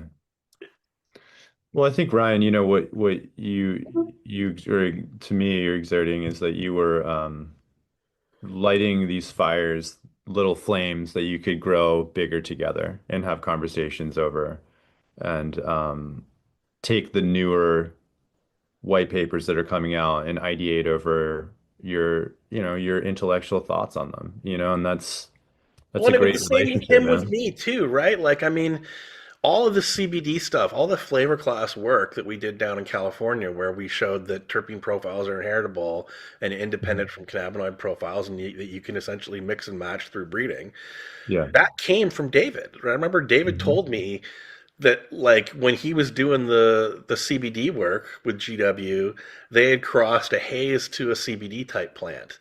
And in the F2s of that, H.N. DeMeyer, David's plant breeder, had found a haze plant that looked and smelled like haze, but it had no THC. And David was just blown away by this because he was down this trip path where he was like, it's the terpenes that color the high, right? And the fact that he had this haze plant that was high in CBD and had no THC, and that you could smoke it and not get blotto, he was like, this, it kind of fucks up my theory, right? So he was trying to tease apart like what happened, right? And that was when he was doing the, we've talked about it 100 times, but where he was dabbing 50 milligrams of THC, cannabis THC standard, with the different terpenes, and they were doing double blinded hits on a vaporizer. And through that work, he realized that it was the THC was kind of like the gas pedal, and the terpenes were the steering wheel, right? Right. The direction. Yep. And yeah, man, fuck, I miss that guy. Yeah. It's It coming up was on a year. It's coming up on a year. It's going to be a year. It's 11 months today. mhm. Crazy. You know, Well, like Dr. Seuss says, don't be sad that he's gone. Be happy that he was here. he changed our world, man. Like he Dude, really you did. think? 100%. Yeah. 100%. 100%. He's still changing it. Yeah. Well, we just have to keep pushing the narrative, and learn whatever we can from, I think Rob is a big key too, as this thing moves forward. I know Rob didn't do as much of the genomic work, but he was very much the academic in the mix that was trying to take the information and bring it to more people. And I think that was, the work that he continues to do with his books is really important. But I feel like there's maybe perhaps even more to do. He was the other side of the same coin, Yeah. right? And that's why people think you're like, oh, Rob and David from Horta Farm. It's like Horta Mhm. Farm was David's, but Rob worked Yes. there, right? And Yeah. it's like Yeah. whenever people met them through the ICRS or whatever, it was like it was always Rob and David. Yeah. They were like the two peas in the pod. How you doing, Kelly? I'm great. Hey, New Year, you guys. Happy holidays. happy holidays. I saw your Christmas photos. It looked warm and lovely, and I feel like I could smell it too. The food looked great. Yeah, it was definitely an epic year with a lot of family and good food. And what I'm contemplating on and just thinking about as you all are talking about this, it's like it's unfortunate in a way that somehow humans have this competitive nature. There's just no getting around it. And you could base it back to survival, or you can base it to needing to be on top. But I really don't believe in original thought. Like, I don't believe as a species that any individual has original thought. So if we were able to sort of compile all these conversations and everybody having something to do with a really important pinpointed event or a particular strain or a particular time period, it's just, of course, it's based off of the people who had done it before. Of course, it's based off of, even the knowledge of our DNA mixed with this plant. I mean, who even knows that when we smoke it, what kind of knowledge are we even getting from the plant itself, or even from the fact that we have an endocannabinoid system that already has a deep communication with this plant. And I loved what you said earlier, Ryan. You were saying that, you're in it for the plant. And it really feels like these different timelines that we have with the plant. You just wonder how much of it is directly coming even from our endocannabinoid system and the breeding of the plants that we have. It's sort of a deeper conversation because it isn't with words. but we're creating these varietals and we're creating all of these new ways to smoke it or these new ways to extract it. It seems like that also is the education. Just doing that then rises all the boats for us to be able to have these conversations. And it makes me feel like then everybody can be on the same boat sort of at the same time creating. And sometimes it just feels a little bit unfortunate that, you know, one person has to have had it, or one person, because it absolutely is it's a compilation and a collective. It's an opus. It's a never-ending opus of all of these years, and we're just a bleep in this plant story. But because we're ingesting it, it's having a story through us. And I love to think about it like that. And that's just my thoughts on what everybody was talking about. I wonder if cannabis thinks that about us. Yeah. Yeah. I bet it does. And it's like, whoa, here's this player. It's a sentient, Sweet. It's a sentient being for a reason, and it must recognize us when we come into the room. Like I'm just gonna believe it, you know, like prove me wrong. It's 2025. You know, the plant recognizes me. But yeah. Well, like again, David used to say, we stand on the shoulders of giants, right? I mean, Ganja's the giant. And Ganja's the giant. Well, and we all are the giants too. I mean, collectively we're the giant. I think humanity is collectively the giant. And you know, I'd push back on you on that and look at it a different way. The plant that we encountered as humans is not the plant that exists today. Of course not. Right? Like they just this paper came out. Neither are the humans. They've changed too. Neither. Exactly. Well, this paper just came out, and it was looking at the evolutionary changes in the cannabinoid synthase genes, Exactly. and when THC evolved out of, like, you know, CBD acid and CBC acid synthase, and they went back and they recreated the original synthases, and you know they've been doing all this work in this bioinformatics work. The plant is still teaching us things, but I think that it's an example of coevolution. Yes. Right. But yeah, like when people talk about, they get all hippy dippy and they're like, oh, this is not the way the plant was in nature. It's like, guys, the plant that existed that we found, that's not the plant that exists today. Yeah. Right. It's just like corn is not the original plant that the indigenous populations in Central America came across. Right. Mm-hmm. It's and not we're coexisting together. So when you said you're pushing back, no, that was like totally adding to exactly what I was saying. Let's say, I'm saying that I think that this coevolution and the coexisting with the plant is like an education together. Like we're becoming intelligent together. It's rising up as we rise up. And Josh, you just said it, you know, we're not the same people. And Ryan, you just said it, we're not the plant isn't the same. The plant is like a play. And it can be, you can dance to it however you want. And you can express yourself with that play however you like. And it can be magical in a lot of different ways. It can serve audiences in every different version, you know? Well, and bringing it back to, like, you know, what we were talking about right at the beginning of the show about, like, addictions. It's like cannabis does heal us from these other drugs like alcohol. Right? It's like I said, it's like I was saying, drug use is part of the human experience. Interacting with these plants is part of, and these you know, mushrooms and these substances is part of the human experience. And there's a lot of danger in some of these molecules.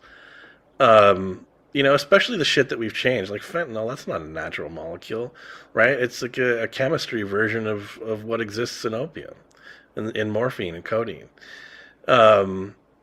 And it's a bastardization of humanity and technology that's created something incredibly dangerous, just like cocaine, right? I mean, cocaine hydrochloride or cocaine freebase, which is in crack, that's like, it's not the same fucking thing that's in the plant, in the coca plant. And sure, we do like modify these plants, but I think my point is, in society, is that, like, I think having options like cannabis or, you know, psychedelic mushrooms they're part of the harm reductionist safer choice, right? They give people an avenue to experiment with altered consciousness without having to touch these like more toxic substances, even alcohol that's been with us for like, thousands of years. Um, it's like the way that we've refined it and used it in society. It's fucking toxic shit. I mean, alcohol is a type 1 carcinogen, right? It's like it's poison. It's absolute poison. And cannabis gives us an outlet through which people can experiment with altered consciousness and not risk dying and not risk poisoning yourself. So I think that coevolution of what we've created and continue to create, continue to evolve with. I mean, Kelly, I keep harkening back to that Valencian dominant plant that you guys had, right? I mean, it's like we got to find that thing again. Um, and like the white thorn rose, like the sabanine dominant plant. It's like these little things that pop up and that we can find, and like they're not really available on the commercial marketplace. And it's I can't help but wonder what role those plants could play for us in the global cannabis community. I think Well, you it's play a the major future. role. It's the Yeah, future. it is. Novel volatile organic compounds. It's like we got all the THC we need. It's Yeah. But there. none of that comes like I'm not trying to say like ever, but like feminization and clones like isn't the hunt, right? It's fine to do it. Totally. I get why you do it. Makes all the sense in the world. I totally understand the teaching. But if we're looking for something different and unique, then I think that comes from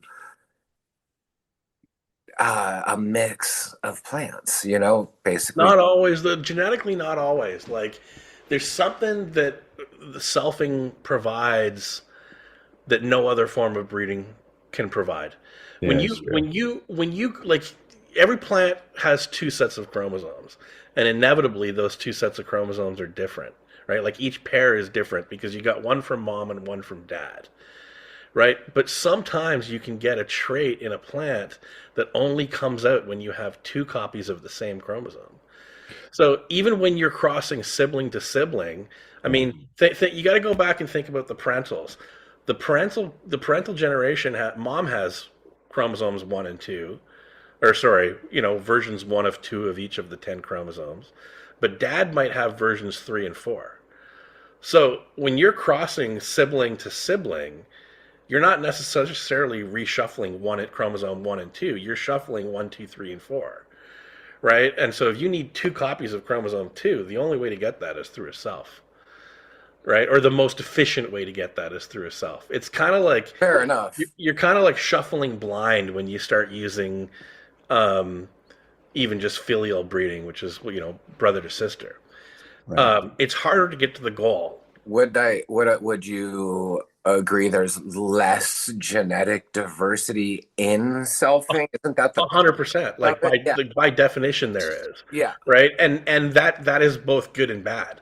Like there's always Right. an opportunity cost that comes with every choice that we make as a breeder, but the selfing tool is an absolutely critical, useful tool in the breeder's toolbox.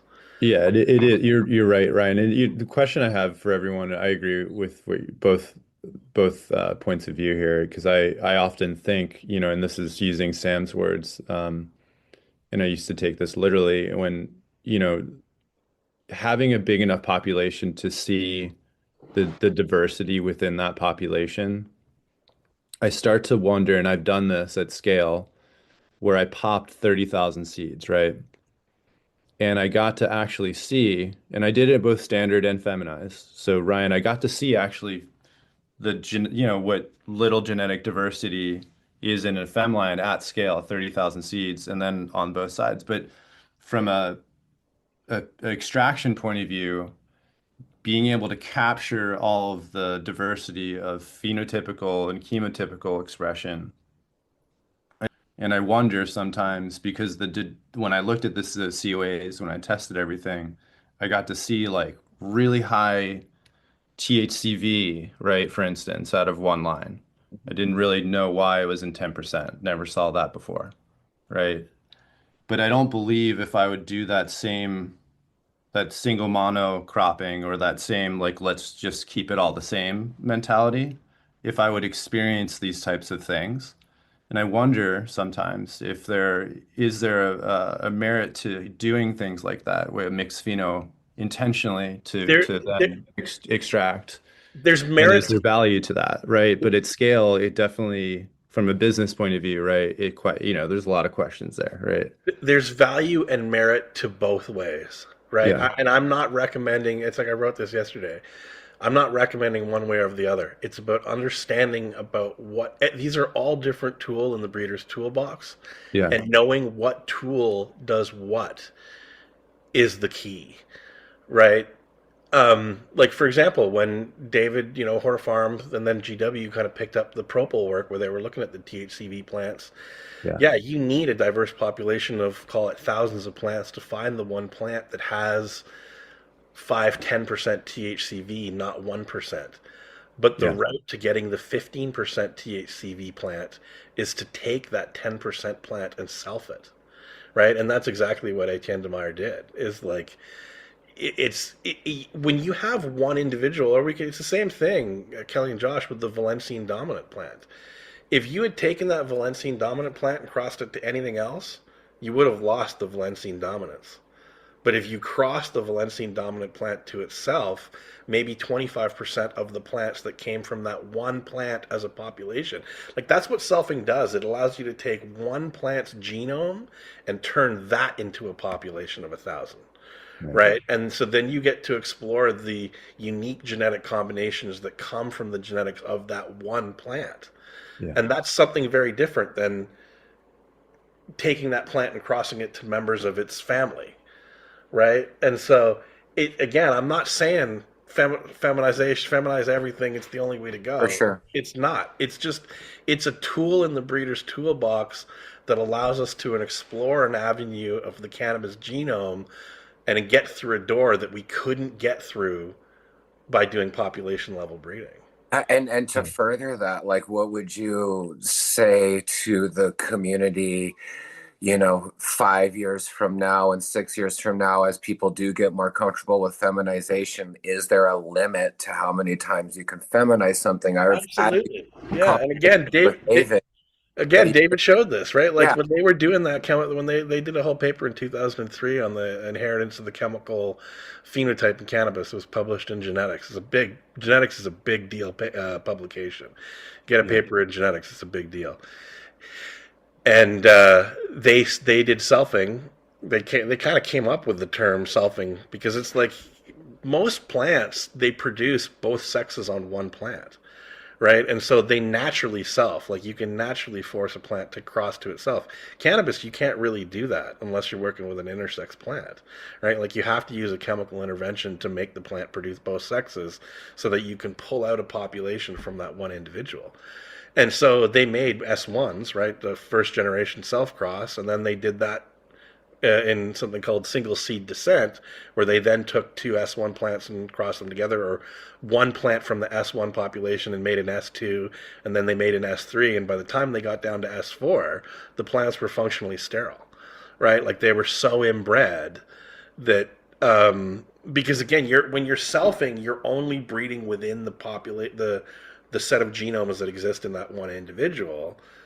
And we talked about like the crack house plants, maybe understand the crack house analogy a little bit better, but like, yeah, like you're selecting for one gene and like the gene next door to the gene that you like is a crack house, right? So it's like you end up like, you're not only concentrating the good genes or the valuable genes or the unique genes that are within that plant, you're also inbreeding those crack house genes next door that like provide a lack of fitness or a lack of functionality within the genome.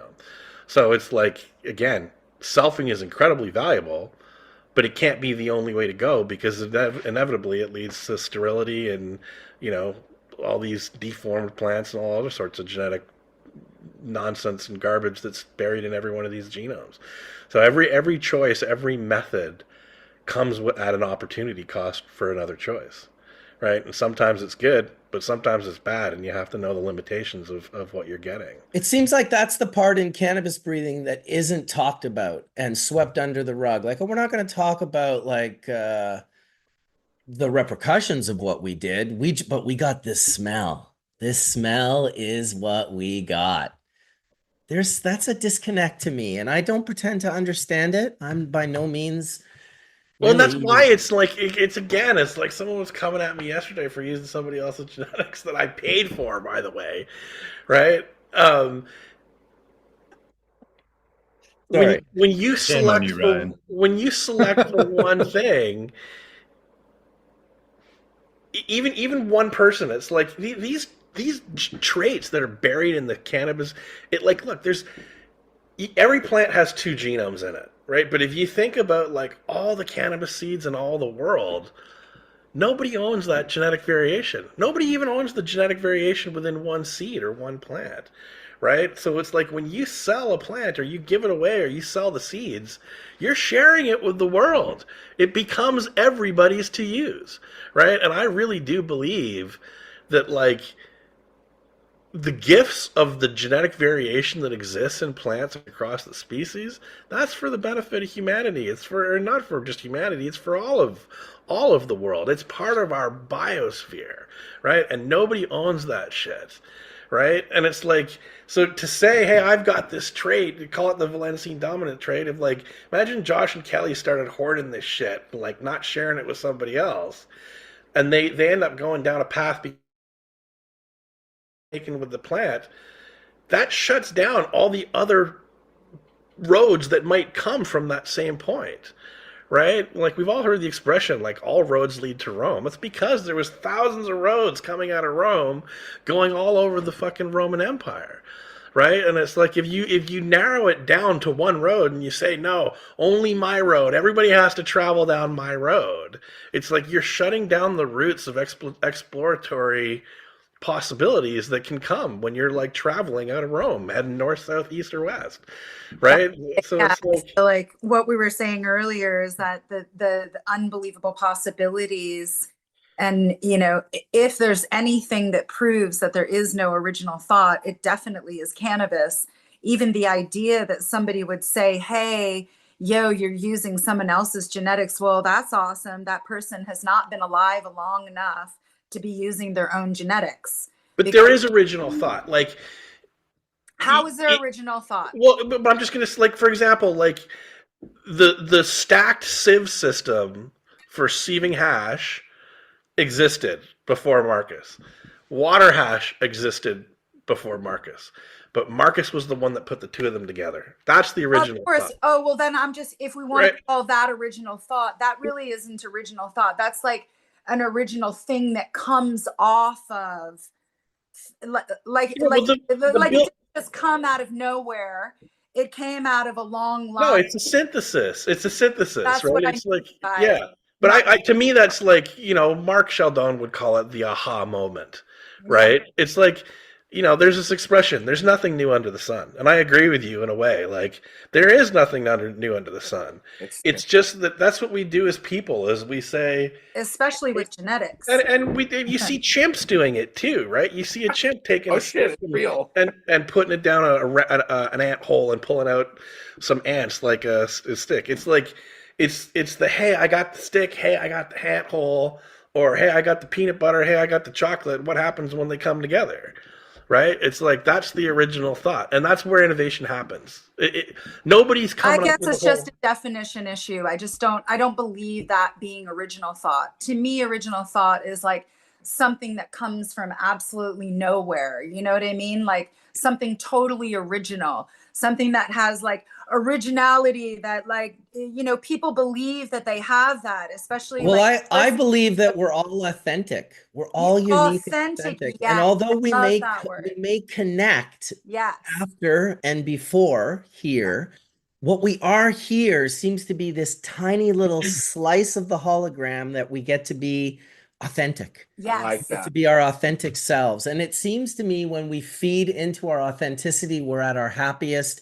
And when we deny our authenticity, we become very sad. And I think that's where addiction and all these other things can come in. It's like you got to be your authentic self, whatever that is, find it, figure it out, and then be it. More and then Well, more that's the trick, thoughtful. right? And Finding it and figuring it out. Right? We've all been told, follow your path, right? But, when did your path open up for you, right? My path didn't open up for me until I took a whole bunch of accidental roads to Rome and found myself on the cannabis Rome trail, right? I didn't start off and cannabis is going to be the shit and I'm going to fucking go for it, right? It had to be a series of things, right, Ryan? You didn't do it like, pot's amazing. I'm just going to become a scientist and all this, right? You had to make a series of choices along the way and decisions based on Your life life experience. choices, Yeah. economic abilities, inabilities, right? To where you can find yourself, but I I think just that's the think trick of everybody in life, right? Is to find that what is your path and how do you know it's your path, right? Because we watch people get on a path and fall the fuck off, right? But we've also watched people, like Dennis and Perone and Jack, who made it a lifestyle and projected it out into the world, and other people adopted it, followed it, brought it into their lives, and realized, wow, this is part of my lifestyle, right? Because cannabis does, it fits into your life. It's not an extraneous part. It's a puzzle piece that fits right at the center of your heart, right, of your soul, to a certain resolve that really challenges and changes your mind, right? There's a reason they call it, the tree of knowledge, right? Because it really opens the mind and the spirit to the possibilities, but you have to have that open heart and open mind to find that true path. Otherwise you'll find yourself in that unhappy situation because you haven't found your possibilities, right? Like Dragonfly Earthman, and you guys, you didn't start off, where you are. It was a journey to arrive there, right? To find your path. But your path opened up other pathways along the way that allowed you that journey, right? But some people don't even have that path available to them. So my Yeah. question is, how did you find your path to know that this was your path, right? We know it now, but when you're starting off, did you really? I love the idea of what we were just talking about, that the plant basically is keeping up with the times. Ryan, you had mentioned that, this plant really has the capability to cure people of other addictions. Well, I think that it actually has the capability to cure us of what is happening right now in our society. Like right now, the times that we're dealing with, the plant shows up to help aid us in those times. So maybe the times are becoming more steep. Maybe they're becoming more difficult. Maybe there's more drugs that we can align ourselves with that are really terrible. So the plant continues to show up, and we do these 30,000 popping of seeds to be able to sift through something that the plant is giving us to be able to match the times. So it isn't just healing us from drug addictions or healing us from, it's allowing us to find our path in the current world and narrative that we're living in. So, of course, the plant is stronger. Of course, we're trying to find something that is more easily dabbable, something that is able to reach our metabolism quicker, or that we're able to grow easier, or because that matches the times of the difficulties that we're having right now in finding our path, which is what ATN was just saying, that it's just crazy how it continues to push us forward to actually aid us in the current situation that we're in to help us find our path. And I Yeah, just and I like, think you're right, Kelly, and I love how you're putting it because it's like it's a part of us. It's not, and we're a part of it, and it's much bigger than all of us, right? And we are guided by,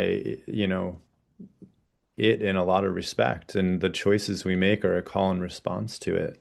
I know everything that Ryan was speaking about earlier about how he just grew the plants because he loved it. I mean, that was me as a young kid. I just grew, I've been overgrowing plants since I was a kid, like way too many plants. Like, what are you doing, Colin? And I'm like, I don't know, this one, see this one, smell the stem rub, that one, stem Yeah, rub, well, you're and taking like a risk. I wanted to You're taking. learn, from it, and I think it's really important for us to recognize that the journey is what's important, right? The destination is this figurative, imaginative thing. Well, the funny thing is But I that love like that. But it's a, I have to go, guys. I love you all so much. And as the last episode, Marcus, thank you for, just holding space for everybody. And I look forward to continuing all of this in the new year whenever we start again. 7 days, baby.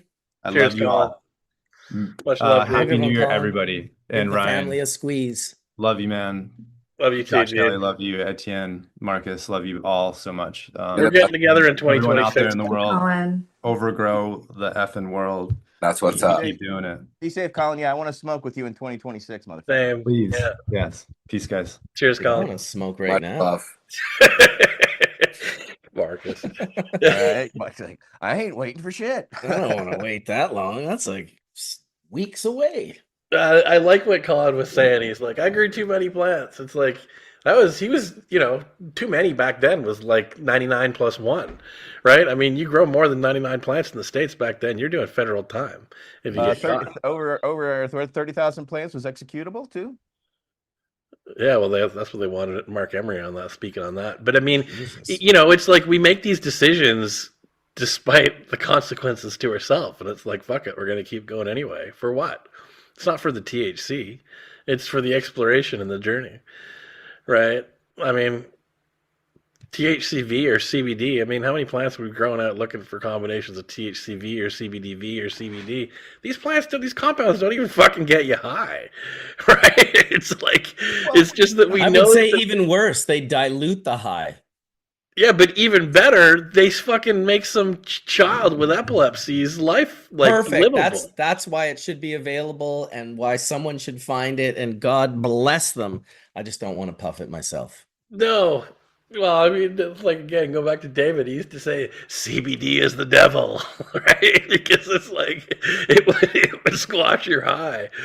So to him, that was the worst thing in the world. But, it's funny. Like when we talk, I hear people say the plant. There is no the plant. There are thousands of plants within cannabis that are all different, and they all have their own unique chemistry, and they all have their own use, and they're all beautiful, and they're all part of cannabis, right? But it's not the plant; it's the species. It's like there is no one cannabis plant. That's why these fucking regulations are stupid. Like, it's like, why are you going to regulate? Okay, you can only grow 4 plants.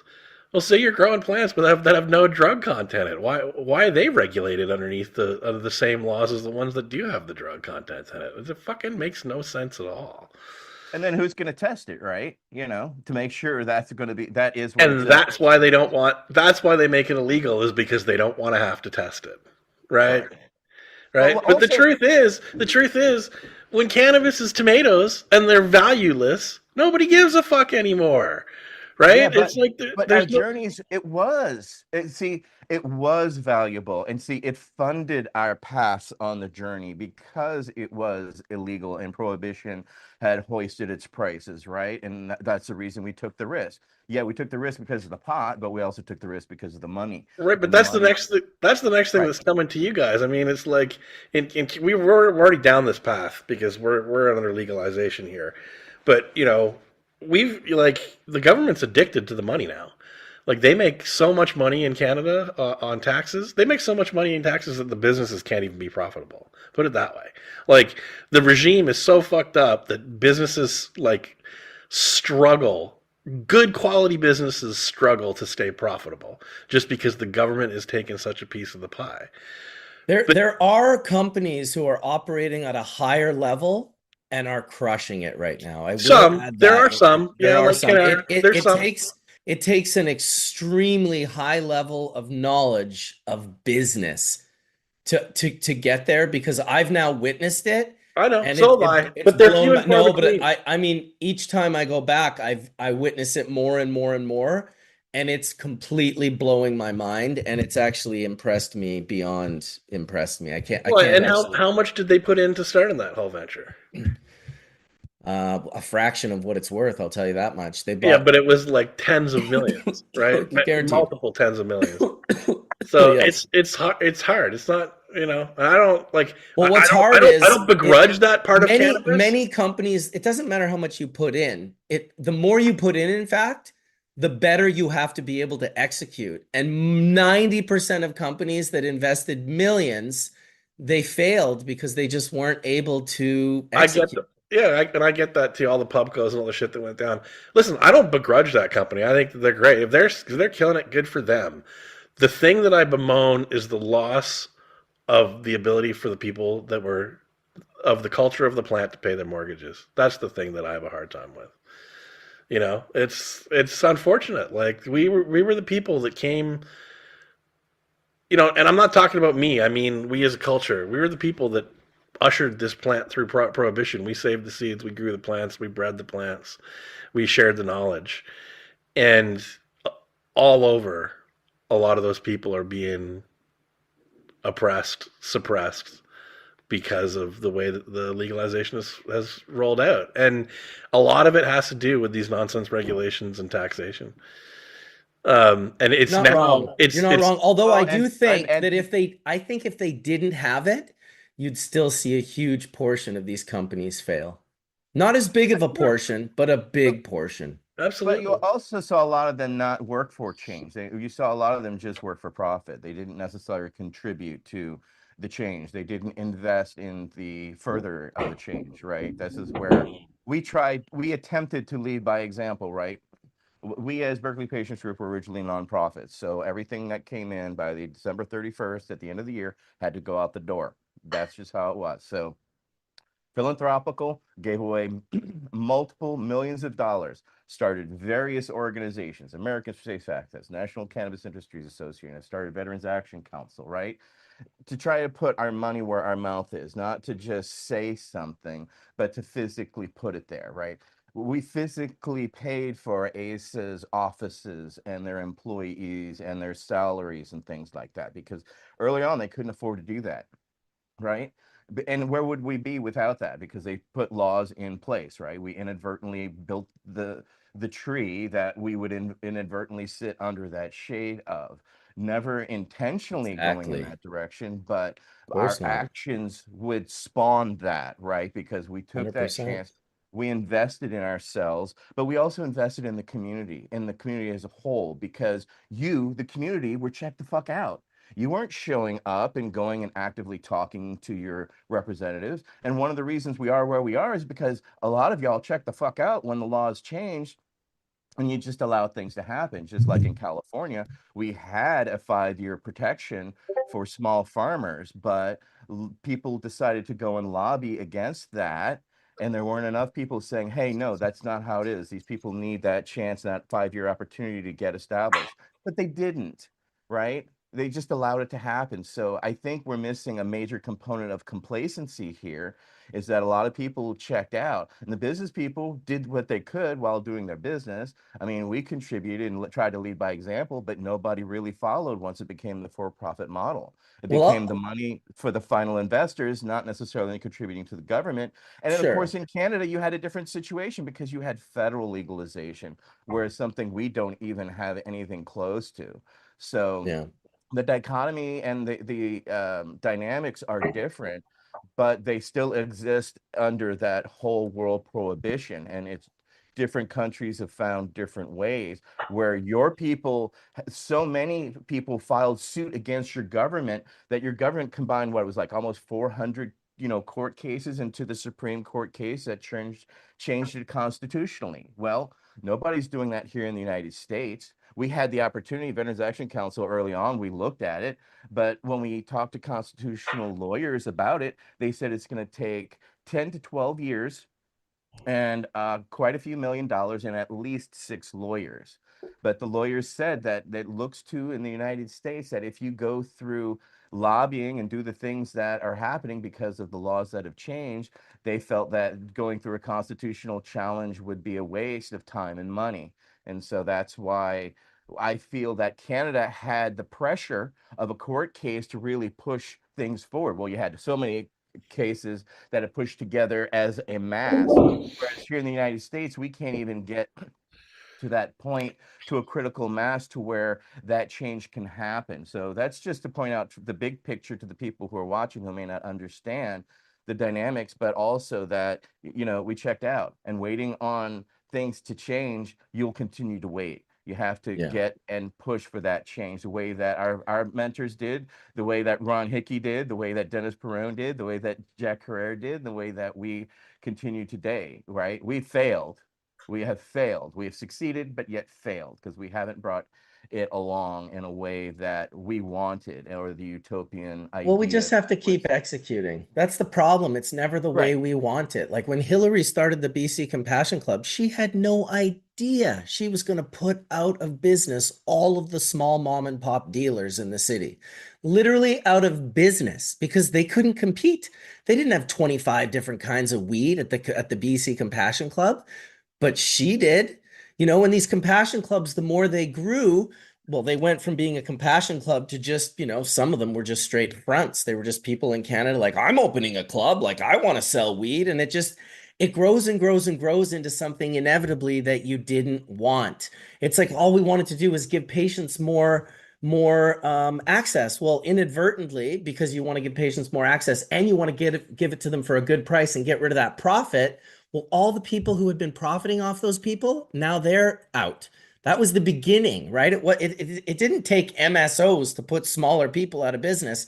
We put smaller people out of business before we even got there. Now, and I'm happy to say, although I know of a couple of big MSOs that are doing well in Canada, there's a lot of small companies that are more than surviving. Now, keep in mind, like Ryan says, the taxing and the limitation on marketing, those two things are fairly huge. You also have to understand that if you want to open a weed company, a growing flower company in BC, it's not the smartest thing to do because of the price of electricity. It is so expensive. You can pay 1/3 the price of electricity and open it in Quebec. And now all of a sudden you don't have to complain about the taxes because you started it in the right place. Now you can actually make a profit. And the companies that are in Quebec seemingly are doing better than these other companies because they're paying a fraction of the price of electricity. And of course, you know, the bigger your company it is, the more electricity you pay. So the more you save in a province that has much cheaper electricity. So there's a lot of ways to strategize for growing cannabis. It would be great if they took away the insane tax. I do agree with that. But someone said it earlier, they get addicted to that money. You know, I thought when cannabis was sold legally that it would lose the prohibition-based price. But the government was like, no, no, no, no, no. We want the prohibition-based Yeah, price. exactly. We want the prohibition-based price. And I was like, no, but the prohibition-based price just it only exists if we're taking a risk and having to do years in prison. It's like, well, don't worry, because if you don't pay your taxes, you are taking a risk and you will do years in prison. So they just shifted it on us from a criminal, from a breaking the cannabis law to the breaking the tax law. But we forced that shift, right? Yeah, we did. Because of our actions, right? That's it, And 100%. Now we're sitting under the tree that's shading us. right. That's Yeah. why I refuse to stop. That's why I refuse to not be a part of it. I have to keep trying to steer the little piece that I am a part of in order to make it more accessible, less costly, but still profitable. We're running a business. If I can't pay all the people in the business, the lab people and the growers, and if everyone can't afford like a livable wage with what they're doing, then this is not economically viable and it becomes a problem. I would also shout out Canada for the fact that we also can grow our own plants, which is like whether you like how medical or recreational is working or not, you can just grow your own plants. And there is a medical here. as We well, do. It's which is pretty good. It's and also it's really also good for plants that's getting less and less, but and Well, doctors are harder and harder to find as well. our medical licensing was the biggest tree of shade that we built for our industry because that really cut Absolutely. everyone's profit margin because 99% that grew under a license flooded the black market with that weed. They were not using that herb for themselves. They were putting it keeping that mortgage thing going, I which like to I'm not redirect, opposed to. I like to read direct the wording on that. I don't know if they flooded the black market. I think Oh. they they they beautifully offered medicinal cannabis to those in need. It did become flooded though to a point where the Well, price dropped so low that it was like, ooh. yeah, nothing again, like it was the like it's like nothing. with the beasters. I mean, there's people doing it for the right reasons, like you guys, and Oh then my there's people God. that are doing it for the profit. I mean, There were a lot of those profit people, is all I'll say. I got absolutely, 1,500 lights absolutely. here, 2,000 lights there. I'm just like, what the But now fuck? you have full licensed companies that can get crop insurance and then backdoor some of the weed that Well, that's didn't. been happening. But that's a large scale. That's a Yeah. really big That's one. But way. it's not even about crop insurance, to be honest. What it's also more about, because the crop insurance is a lot less likely. I know a friend that just had a $500,000 worth of cannabis stolen. The real factor is the writing it off. You still send it out the door to the black market, but you write it off. So this is just the growing tree that we've all been planting and cultivating that's at a point now where it's like things like this are happening. And if they wanted to, like when cannabis became legal or decriminalized or whatever you want to call it in Canada, I thought the rules would still be super strict, but they aren't.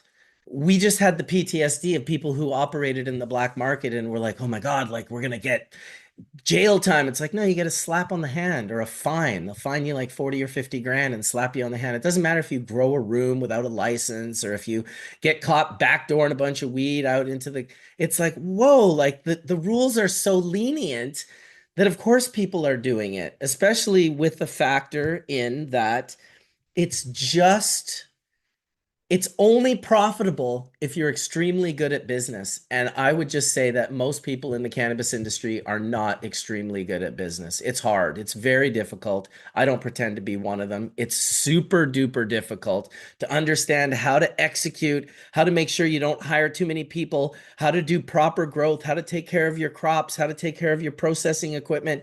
There's so much going on. And then the taxes and everything else that's just trying to crush you out of existence. It's not for the meek. I will say that. No, you better have thick skin. You better have some armor, because yeah, I mean, all of us have armor, and all of our armor is dented from lots of fights and lots of slings and arrows of outrageous fortune. But that gives it character, right? It's not perfect, but you got to have it. You can't be thin skinned.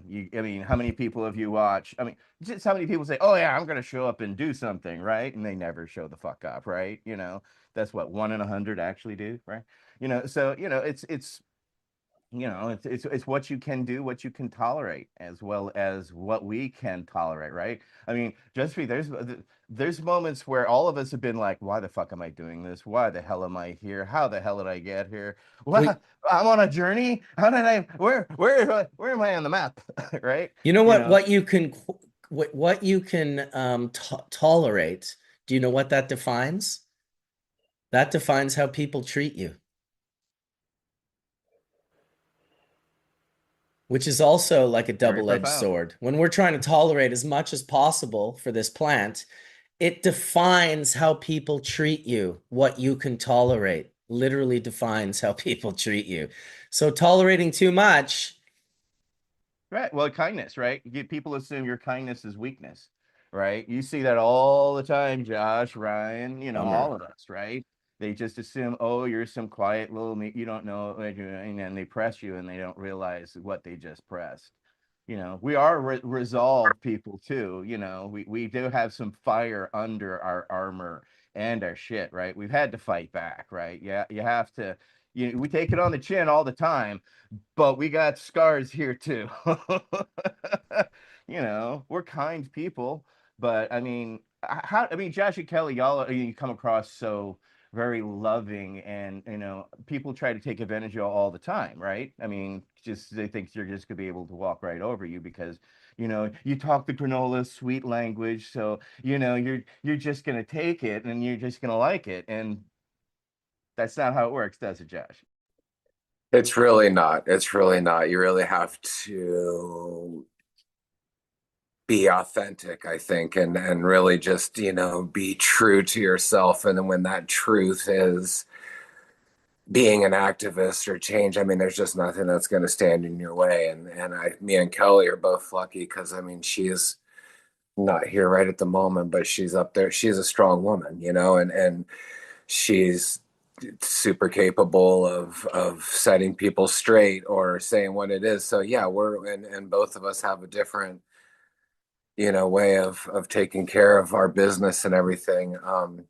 We're super kind hippies, but we also kind of see ourselves as like front lines warriors, you know, that are just like super up for the fight, don't need sleep, not gonna eat, just keep going, you know, to a certain level, of course. But you know, we do care a lot about the way that we feel, and when we care a lot about our lifestyle, and we care a lot about the people that are affected by it and what it represents in humanity. Like we're taking care of our fractal, you know, is the way that we like to look at it. It was really cool because, you know, talking about how cannabis will show up for our needs and sort of, you know, not only just physical, but maybe emotional or spiritual, you know, we're really able to have these incredible conversations, probably, you know, in part because cannabis gave us that opening of being able to sit around and have these conversations. But it really is true that when I partake in somebody's flower or somebody's concentrate, that it was grown, you know, with a lot of integrity, or I don't really want to say integrity. Let's just say that it was grown maybe a way a plant might want to be grown, in the ground, sunshine, outside, good intentions. When you get that high, you know, you can feel it. And when we brought our stuff to Prague, the feedback that we got more than anything, sure, the flavor was nice, the blah blah, Which is important. but which is really important. That's great. That's awesome. And everybody has that. Everybody's got, you know, is up on par with 6-star and really beautiful hashes out there. I mean, like, wow, such beautiful aromas and smell. But people were definitely coming back and saying, hey, you know, I smoked your stuff and we had the wildest conversation. And it wasn't just one person, it was like a dozen people came back and said that they partook in it and had these great, amazing spiritual conversations that made everybody feel light. Everybody went walking around. And it was something that for them, they had never experienced that high before. So, I mean, sure, we can look at it chemically. We can see that maybe it's exactly identical, but there's some kind of resonance that's carried in, you know, cannabis that may be grown with intention, whether it's indoor, even with chemicals, or whether it's outdoor. What the fuck do I know? I don't know. But I feel like if there's some kind of intention put into that plant, then it's sentient enough, or it's sentient to change our ability to think To communicate and to to your communicate. spirit and make it spirit medicine in a sense. Like, I mean, it's Yeah. spiritual in that sense. Yeah. It Just sparks interesting. those parts in your body. Yeah. Interesting. The feedback of that. And I think we can always remember, like, ooh, what was the high that was the very best highs that we've ever had in our life? And it really, it's going to give you that a well-roundedness of flavor, aroma, you know, good smooth smoke, feeling, where you were, who you were with.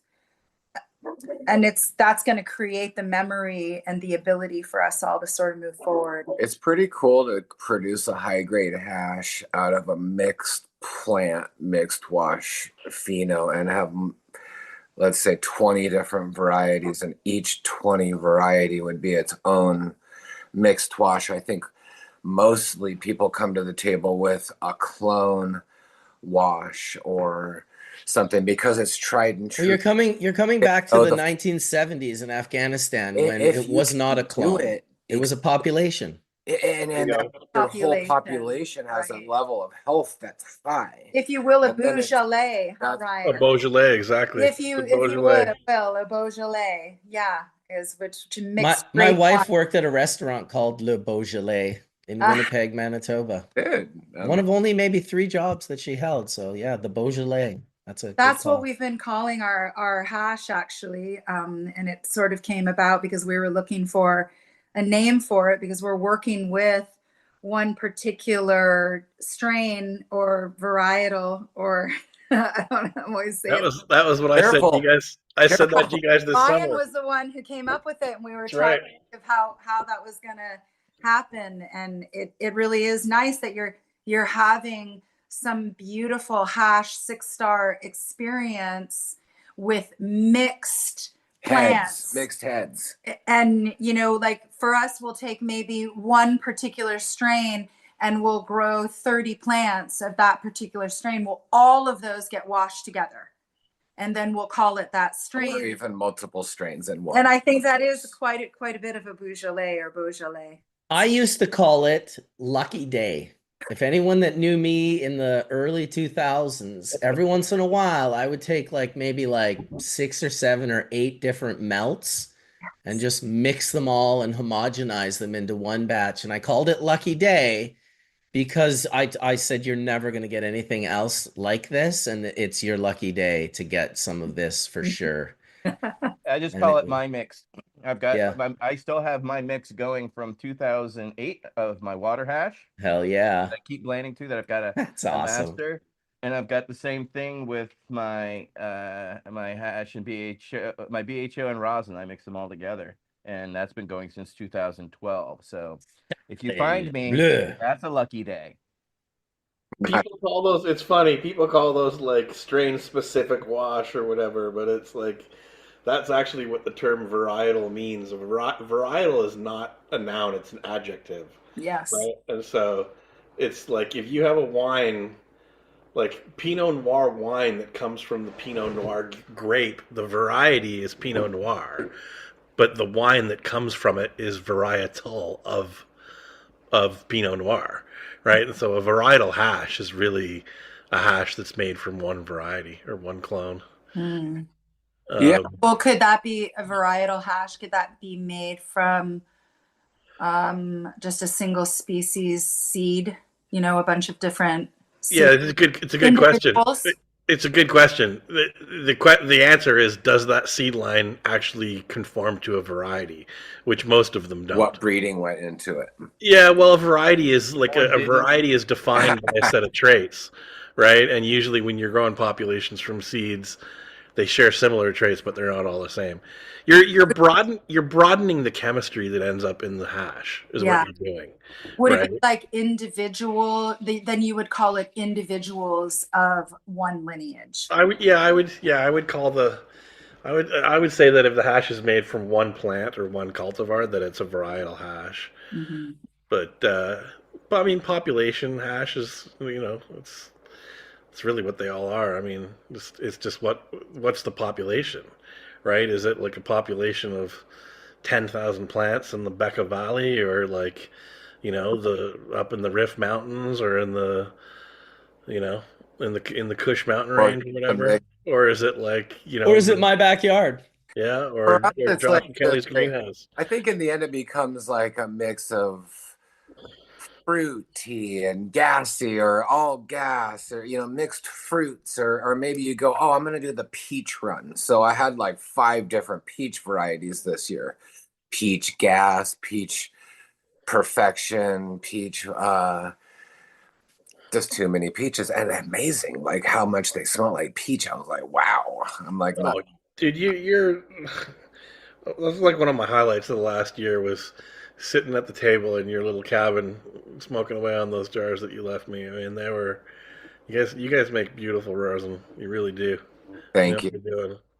And it's an evolution. Of course, we're lucky. We're part of a community that's large. We're continuously tapping in, checking in, evolving our skills, teaching our skills. Like that's the thing. Like you start coveting stuff and patenting things, and all you do is pigeonhole yourself.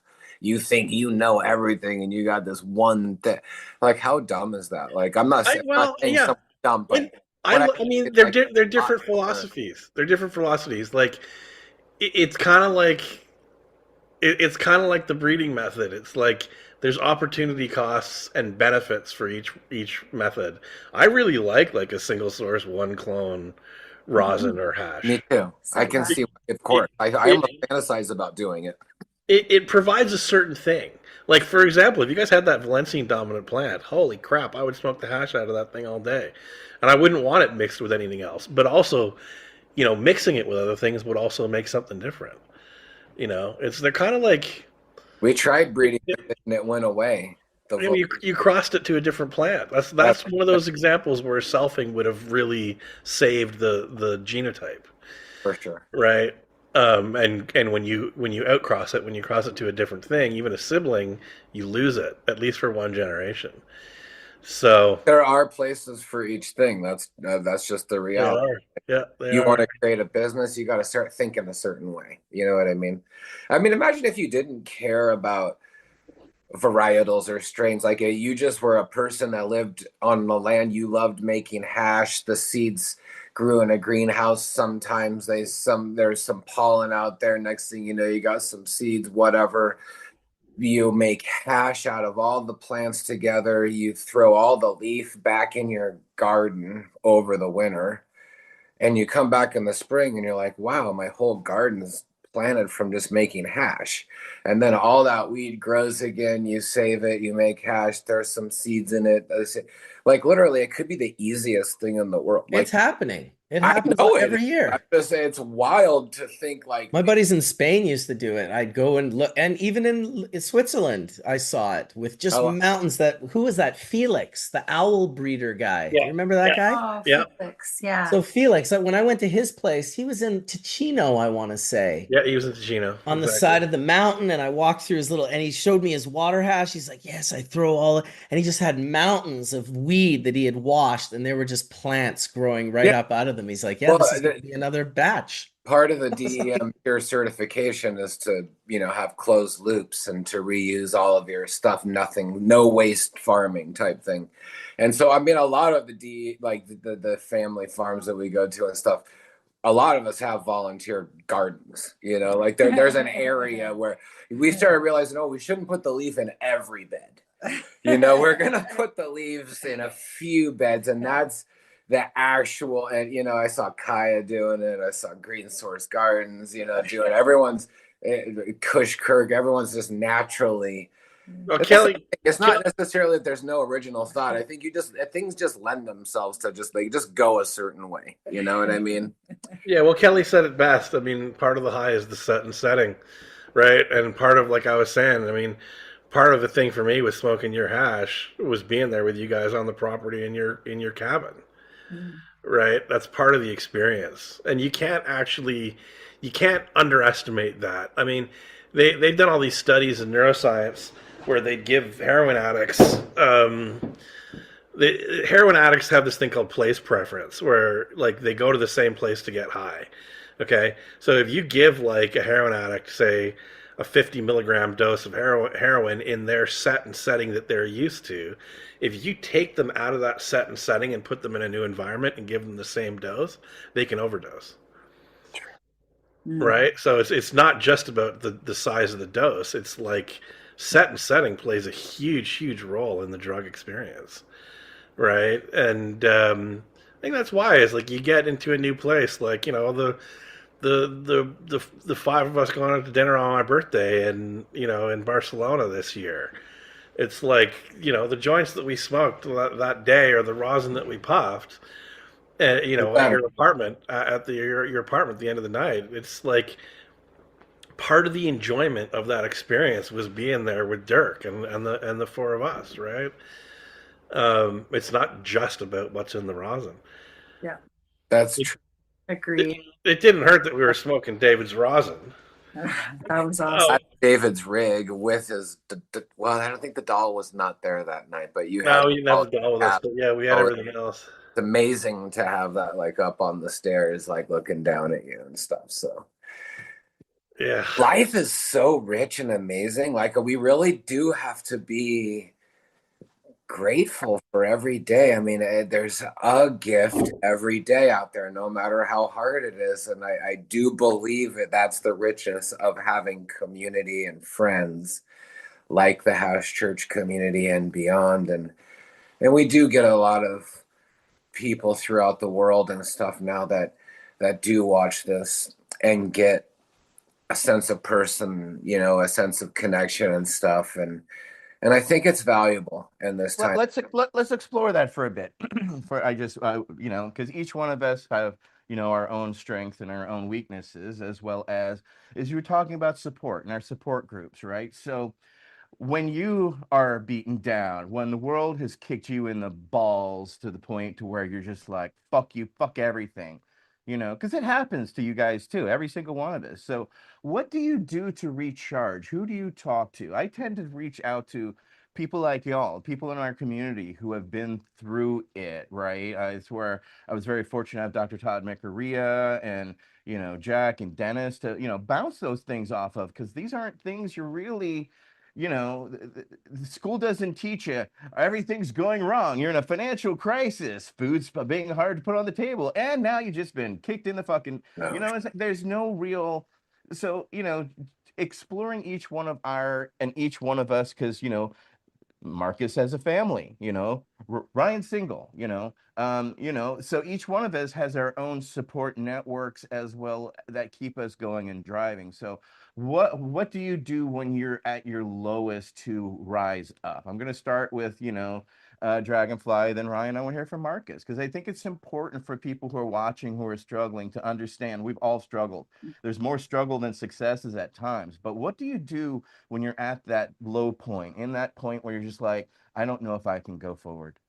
I feel like that's each person in our community sort of represents, a teaching or an ability to explore a subject or a certain thing with certain people. I don't know that I have Kelly, and I'm lucky like that. And after over 30 years, we have each other. But then, you always need someone else and something else. And we have our beautiful friend coming in the house right now, who we're helping, through a journey as well right now. So we tend to have community around us since we do live on a farm. We kind of need help and hands here and there and stuff. So, and we also have our children, right, who are super close with us. They're now 29 years old and now have their own child who's 3. So in our situation, we're lucky we do have our own family we can bounce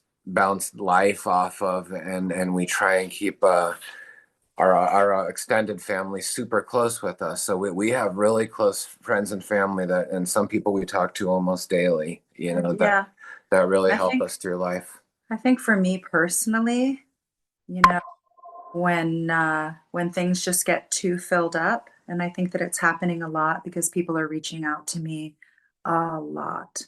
I'm getting a lot of people reaching out. I would think, almost like 5 people every day who are having an absolute crisis. And it isn't just for them to be able to reach out, that they're on the ledge already. And that's actually, I'm being for real in that. Several of them have been literally on the ledge. So I believe that we are dealing with sort of an unknown uh, frequency in the human environment that is pushing people to levels that they don't even recognize themselves. They don't recognize the life that they're living in because they're saying, and we're all saying to ourselves, wait a minute, this is not the life that I thought that I was going to be living. Um, I think for me, um, I have to go out in nature because there's so much noise in the human realm and in the human distraction. For me, reaching out to friends, I do after I've already found something for myself in the forest, in the woods. Um, Or with the fire. taking a or sitting in front of the fire. I definitely it's odd. I've taken on meditation unlike anything else. And it isn't just meditation to calm my mind and balance my nervous system. It's meditation to explore what's out there right now. I do believe in sort of this we and us as a total human plus earthling existence on this plane, as us all carrying some kind of a plasmic frequency vibration that isn't just enclosed in the single person. I believe that we all sort of share in that. And so my meditations at night have allowed me to be able to find a center in all of the chaos. So I think I'm using nature and a ton of meditation, but that isn't easy. That's doing something you don't want to be doing. Oftentimes it's rainy outside, it's disgusting. If I don't put on my boots and I don't put on my rain jacket and I don't get the fuck outside with a doobie in my hand, then I didn't actually do anything for myself that day that was healthy for my emotional space to be able to carry other people. So right now we're carrying a lot of people. I know I am, and I want to be, and that's part of my path. So I got to get myself straight. So that's how I'm finding it. And it's incredibly fucking difficult. So I guess the advice that I give to people is challenge yourself to find your center and whatever that means. Oftentimes we do look to other people to help us, which is great, but let's not look to other people to Do the work be a for you. crutch. And I believe I see that a lot lately. So, when anybody comes and talks to me, I'm going to tell you, you're going to find your healing within yourself. So I And think when that's what's happening right now. And yes, it's very critical. It's massively critical right now. Thank you for bringing it up, Etienne. I like what she said, and I just want to also Ryan is and people like Ryan and Marcus, I mean, have such a kind-hearted soul, and it really shines through. Like we're attracted to that kindness, and when someone really bears their soul and shares that with you, like that's not something you forget, it's something that's extremely meaningful. So yeah, love's deep. It loves deep, and it's there for those reasons. I like what Kelly said. Keep going, everyone. Ryan? Yeah. Yeah, it's a tough one. I mean, I don't have a primary partner right now, so it's yeah, you get lonely at times, and obviously, like I said at the beginning of the show, I've had some challenges in my own life that have been pretty difficult um, to get through, and you rely on family. I'm at the age where I'm starting to lose family. I lost my mom end of 2023, and I've got a brother, and he lives on the other side of the country, so we don't stay too close in contact. You rely on community. You have to find strength in yourself, and I find at times when I'm really low and feeling it, one of the best things that for me is helping other people. Right? It's like you think that you got it bad. There's always people that have it worse, and you can be there. It's like I was saying again at the end of the show. It's like I got this friend that's dealing with um, a family member with addiction, and they're going through the shit that I went through 15, 20 years ago. Um, and so just being able to be there for them is actually a source of strength, right? It's kind of like when your cup's empty, if you give more, it fills back up. And I don't know, that probably doesn't make sense to a lot of people, but um, you know, I had over Christmas, I had one of my mom's friends reach out to me, and her her partner's in the process of passing.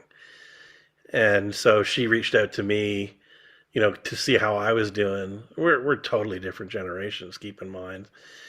And she's a psychologist. And just being able to share with her the things that I went through with my own grief, I think was helpful for her. Because you can't you can't understand the path of losing people that are really close to you when you haven't done it. And even though I'm not a trained psychologist, it's just that having had the experience of walking the path, you can provide some context and some insights. And there's things that people, they have a hard time accepting when people die. And you can offer the lessons that you've learned in going through your own grief to those people and help hold a mirror up to them and show them that in the midst of their grief, it's like you have to kind of self-reflect, and you're thinking about all the things. Grief is about loss. Grief is a very selfish emotion. It's all about, or a lot. It's not all about. A lot of it is about, what am I going to do with this person gone? How is my life going to change?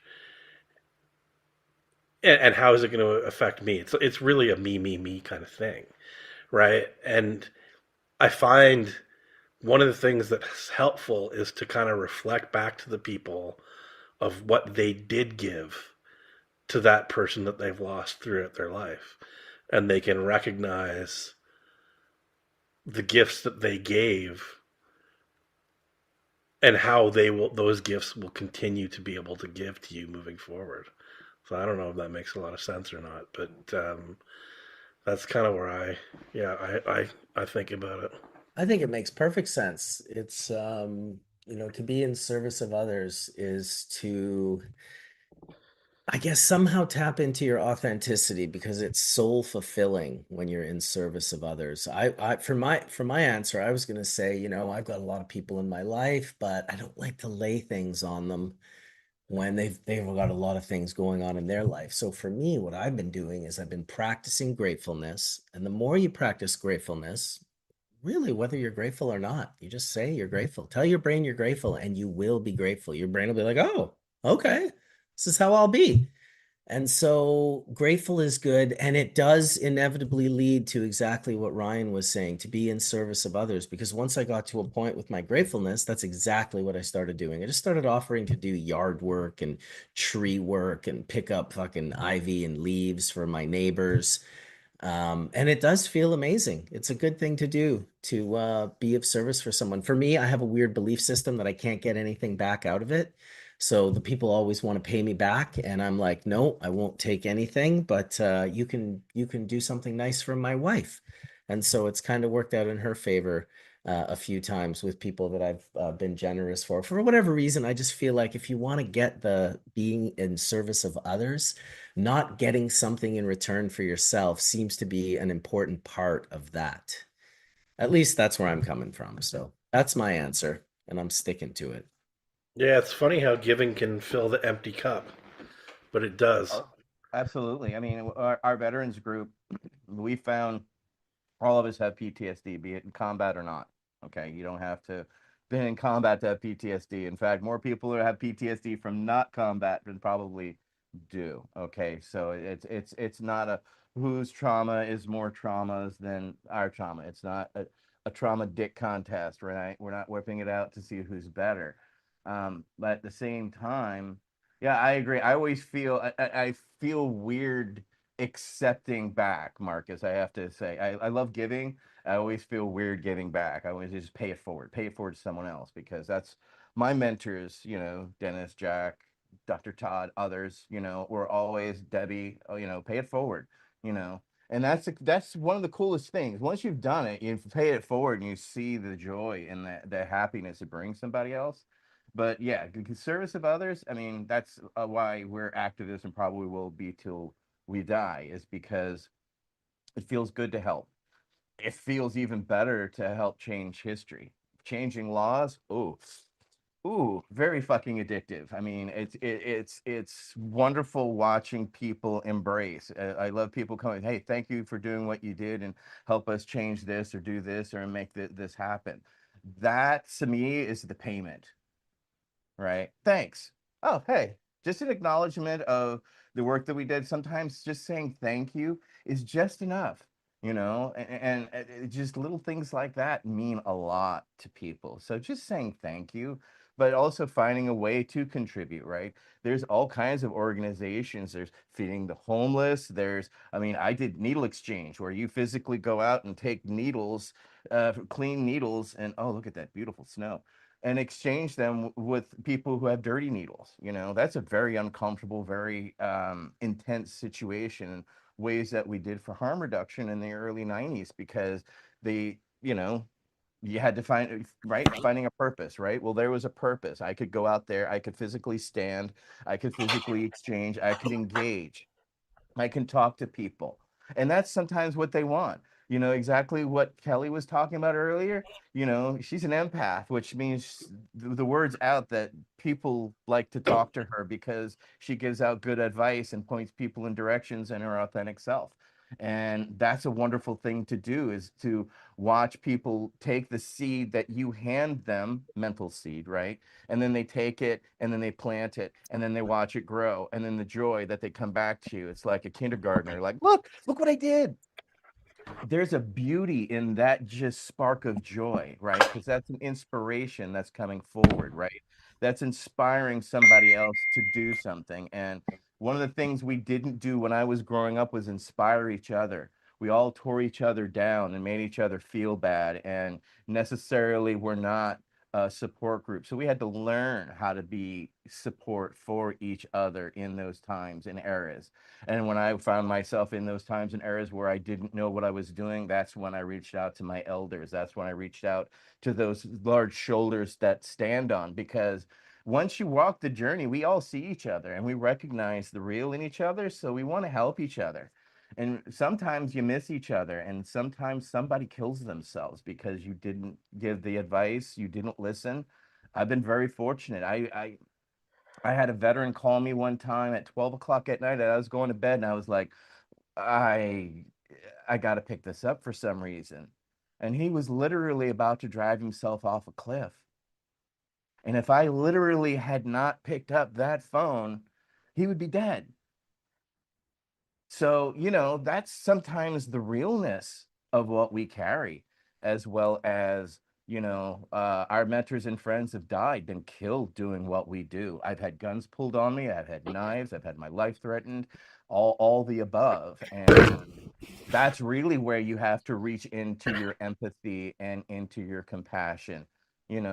Trust me, nothing taught me peace like war, right? But you don't have to go that extreme to be that way. But you have to defend yourself sometimes because, life comes at you, but also people come at you mentally hard. I mean, I've had to turn people away because they're just too self-destructive. I'm not a professional. I have to send them to professionals or doctors because, how do you navigate those, Kelly? Because sometimes you do.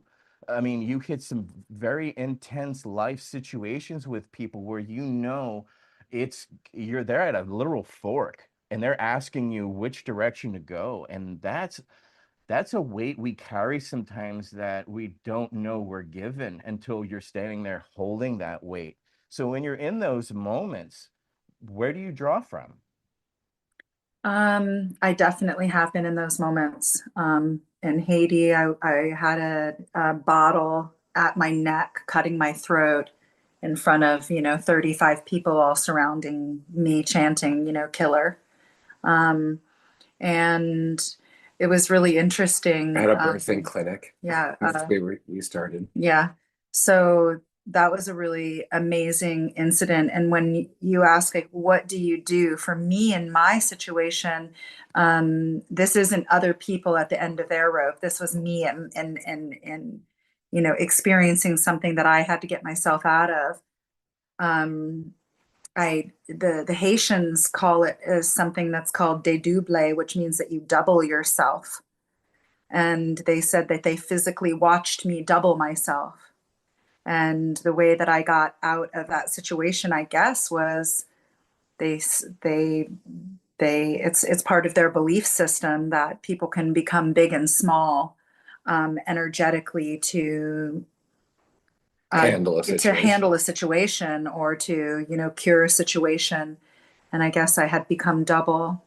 And that was really helpful, and double in my language skills, double in everything that had to come at me for them to realize that, this is not actually right.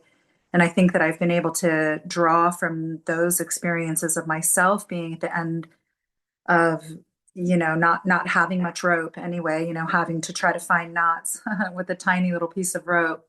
I think that I always encourage people to find their strength, that they're here for a certain reason, and that I always allow them that choice too. I feel like it's really important that if somebody wants to do away with their life, that in that conversation, they still have that option.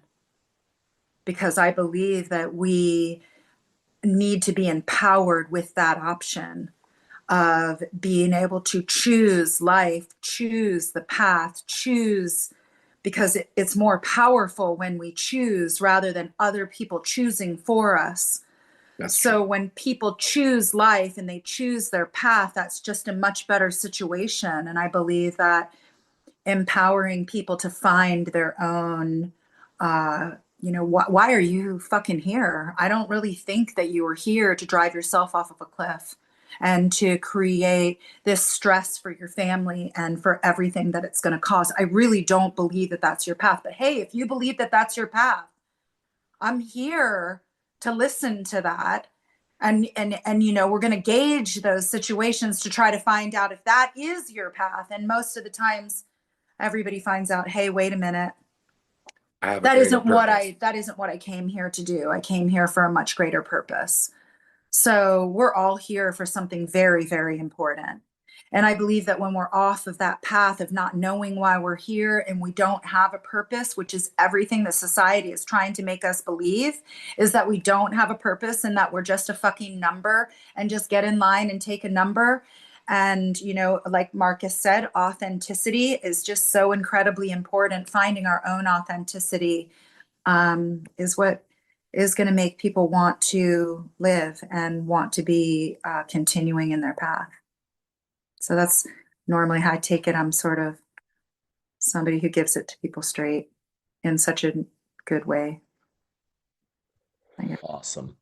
I gotta say, guys, I'm grateful for each one of you guys on the panel, but also to a lot of members in the community, people in the chat. It's funny, I've had a few people reach out to me just in the last few hours with really nice things to say and thank yous, and it's quite humbling. You don't really realize the way in which people impact your life. Hey, Chen, I met you briefly before Hash Church, but I've gotten to know you through Hash Church, and same with you, Josh and Kelly.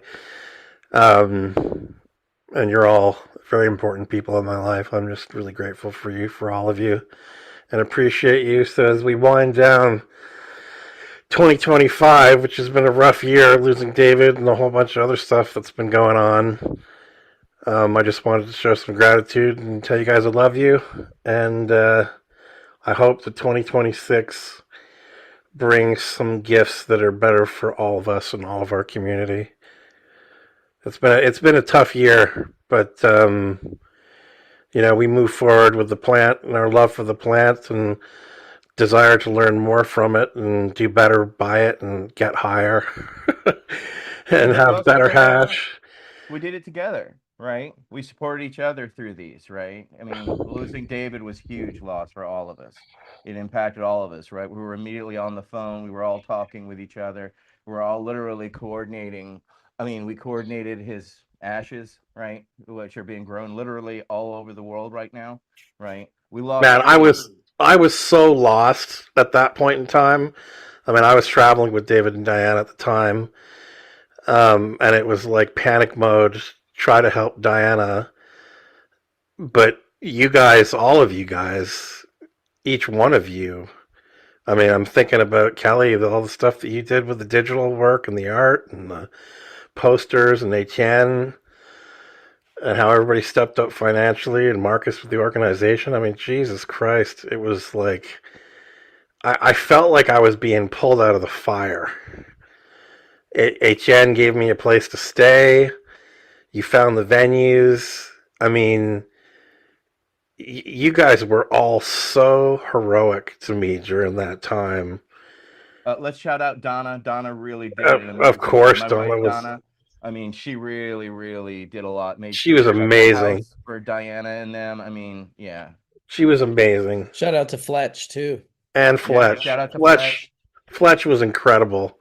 I mean, he stepped up, provided all the anchor funding, arranged the jars. I mean, he was there with the hash and his kindness and his heart. And other hash church members, Adam came out of nowhere with the hash and his kindness, and he's since made these patches and Mojave, and I mean, Jesus, the amount of people that stepped up, it was really beautiful, and I was floundering. I'm in a different country, you know, operating on like a budget, the traveler's budget, and you know, having banking issues between the two countries and all this stuff. I mean, it was I felt like I was in the fire. I was lost, like just spinning around, and you guys lifted me up. I was so grateful, and it made something that was impossible possible. And it really showed me some lessons about community, and I learned some not so nice things about some people during the time, but I also learned some really beautiful things about especially you guys and Donna. And I just wanted to express that gratitude to you guys and everybody else in the congregation in the chat. You know, Booth, Bingo. There's tons of people. Um, yeah, we've got a great group here with a lot of really nice people, kind people with great hearts, and we don't always agree on everything, but we are you. I mean, you guys are we are a sense of community, right? You provide a sense of community, and yeah, Josh and Kelly staying with you guys this summer. I mean, it's just such a blessing. I was just one of the that was like I felt like when the chaos started to end was then, right? Was being able to just be with you guys on your farm, and yeah, appreciate you all. Every time. Yeah. Every single time. And again. Yeah. And Yeah. shout out to Diana and shout out to Monica. You know, we Yeah. lost Wade this And year Wade. also, which was another huge loss for our community. We lost two huge pillars in our hash church community this year.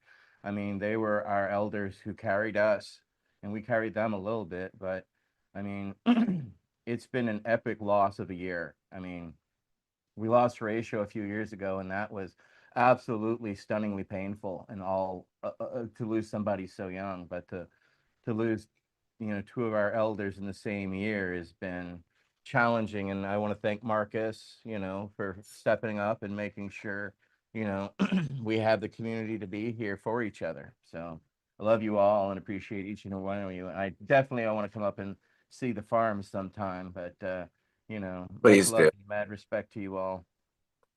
And Be a thank you, trip to Marcus, see for you We up have inviting here. another us. announcement here from Nelson, British Columbia. We had, you know, as far as an activist and somebody who has really pushed forward this culture and this plant, Nick from Still Eagle passed just this last Thursday. And he has been such an incredible, you know, very much so an activist. You might not always agree with how he did things, but boy, he really did things. And he supported a lot of community members, and he was a very big part of, you know, the hemp and cannabis industry here in the Kootenays. And, you know every time there's a lot of people from the Kootenays that are watching this and that are a big part of Hash Church, and just a lot of love to our community, and for us to be able to still be able to stand in his wake and offer that sense of community and that sense of activism. Still Eagle's the name of the store. It's been in Nelson for over 35 years. It's one of the longest stores in Nelson. Everything in his store is handwritten, no computers, analog, old school. And he represents a lot of the artists from the community. It's an art shop in the area, and as well as a survival shop as well, and Kootenai life, type of shop, so much. Dude, definitely a big shout out to Nick and Still Eagle. His shop must have been new the first time I went there. We came out from Manitoba. We were the Manitoba hemp guys, and Martin had a connection to Nick and Paul and Alan and Dustin and all of the Holy Smokes guys, even Terry. We lost Dustin this year as well. We did. Yeah. Shout out to Dustin as well. But we ended up staying at Nick's place there, the apartment above the store, and I got turned on to the Robert Anton Wilson book, Schrodinger's Cat, at his place, and lots of good late night conversations, and just yeah, he was a part of our history for sure, and an inspiration to the Manitoba hemp guys. It was that whole entire situation changed our life. I mean, it was one of the big catalysts that enabled us to continue our life that we'd already dedicated ourselves to, but also be able to embody the type of living that we just really needed to embody. I mean, Wayne, the artist in Nelson, the Holy Smoke shop and all. I mean, just the natural, wild, just self-reliant, just draft. I'm not to be disrespectful to military, but the draft dodging community, the Doukhobors, the Quakers that we live in our community with are from California. They left in the 50s to get rid of McCarthyism. It's just the cycles continue to what doesn't change is the love for nature and the ability to try and, I don't know. Anyway, so to the people that really have made a difference in the world, end of 2025, beginning of 2026, personally, I've received a lot of lessons that will 100% drive me through 2026. I want to become a better person, personal growth. Me too. Better partner to my wife, to my love. All of it. To my son, to the farm, to the land, Dude, also, you and I, Josh, are going to be opening Somali daycares in Minnesota this upcoming year. So I wanted to. We're going to get $1.2 million that we don't. Dude, per daycare, baby. Don't need some of that money. Well, you bring up the Quakers. Dr. Todd McArea was a Quaker because he was interned. What's up? In the camps, the concentration camps during World War II, because he was half Japanese. His parents were Japanese. McArea is his name. So the Quakers were the only ones to show kindness to them and visit the camps, especially back in the day. So when I read his memorial, when I gave a little eulogy at his memorial, it was at the Quaker Center there. The Friends Community Hall or something like that. Yeah, yep. It's a great, amazing community. They do a lot of feeding of people. I see a lot of people they're doing right now for food banking. So, I mean, shout out to the Quakers, man. Mad respect, because they, people talk the talk, they walk the motherfucking walk. So, mad really respect. did. Mm-hmm. And it's not an Amish situation, which is also really impressive, and the Mennonites and all. Dude, all of that whole group, all those groups, man. I grew up in Manitoba. We had Mennonites, we had Amish. They were around. They're just like, those motherfuckers will move a barn. They'll just be like, we're going to move a barn. Just need a couple hundred of you guys. Pick up your... They're like, holy shit. And by the way, they built that barn earlier that day. Yeah, go look at videos and watch them move barns, man. That shit's incredible. I've seen that when I worked around the Amish in Pennsylvania. Dude. That is something to behold, man. That is right. Like, okay. That's almost a blessing, really, truly, to be able to be raised like that and just kind of bubbled out from the rest of the madness that's going on in the world, then become like an adult and be like, okay, maybe now I'll go check out this crazy shit. I can't even imagine what it's like to have been protected from that for your whole life and then be like, I can't remember which group does it. And I'm not sure if it's Mennonites or Amish or who it The is, but is Amish, it the Rumspringa, Amish who send them off at 18 or Rumspringa, whatever? yeah. They get like a month or what's it called? It's a year, Rumspringer. It's a They year, got Rumspringer, right? they got to figure Oh, out what they want, and if they want to go out in society, they're dude, ostracized from their families and everything, or they go back to, the simple society, and that's where you've got the split offs of the Mennonites and that's stuff like that. insane, And dude. that's where you go back to personal choice. Once you make that personal choice, like there's no It's more way, there's no powerful. wavering from it. Right. Your Once the year's over, that's it. You've made your choice. They consider it closed and final, right?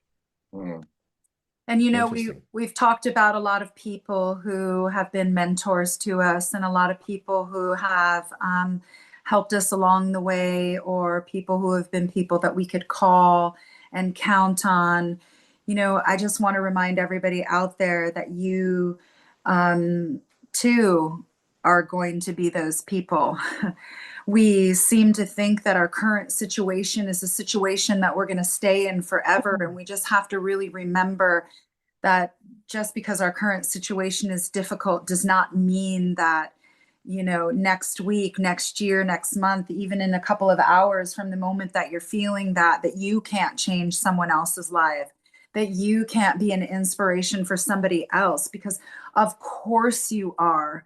Of course, you're an inspiration to somebody else. Of course, you're helping somebody else throughout the day. And I always say, one thing that I've always said to people, if you're having a hard day, fake a good one. Fake a good one. And what I mean by that is it doesn't mean that it's going to change your current situation, but you certainly can, tip the guy that just pumped your gas. You can tell the lady at the checkout station, oh my gosh, you look amazing today. Thank you so much for the work that you do for the people. I really appreciate you. I recognize you. I recognize you. I see you. That's faking a good time. And then all of a sudden you're realizing the energy that you get back starts to fuel you up. And then you're actually embodying that energy that you're putting out. So I feel that we have the ability to cure ourselves through our own community by just putting out goodness and it coming back. So I want to encourage everybody in 2025 that, yeah, things are difficult and they may even get more difficult, but there is some real beauty that we can push out in there to make our own lives and everybody else's lives better. So you two are going to be an inspiration, and you two are mentors and leaders to other people in your lives. I watch my wife do it all the time. She'll tell somebody who looks cute, "You look cute. You look absolutely great in that." And it absolutely changes their day. They're like, Yeah. "Oh, I'm acknowledged. Somebody saw me. I exist." And what I put effort in mattered. And so that's the series of reflections that come from that, which are important, right? There are phases of life when, yeah, exactly what you said. I cannot tell you how many days I had to fake it. Sometimes I was triggered the other day. I couldn't fake it. Sometimes there's days where you just Yeah, have to. it's true. We're still human, right? And Yeah. as much as I wanted to get out of Some that days funk, you I can't. pissed my wife off and all kinds of other things, and I didn't really want to or mean to. It just happened that way, right? And so, I still have to figure out what happened there and why I was triggered by it so that it doesn't happen again. That's where I try to better myself so that I can challenge myself to be a better person, right? It's like, Marcus, your dad, right? You can't just be a slovenly piece of shit. You have to kind of lead by example, right? I don't have kids, but there's Well, times, I I mean, mean, sometimes I'm a,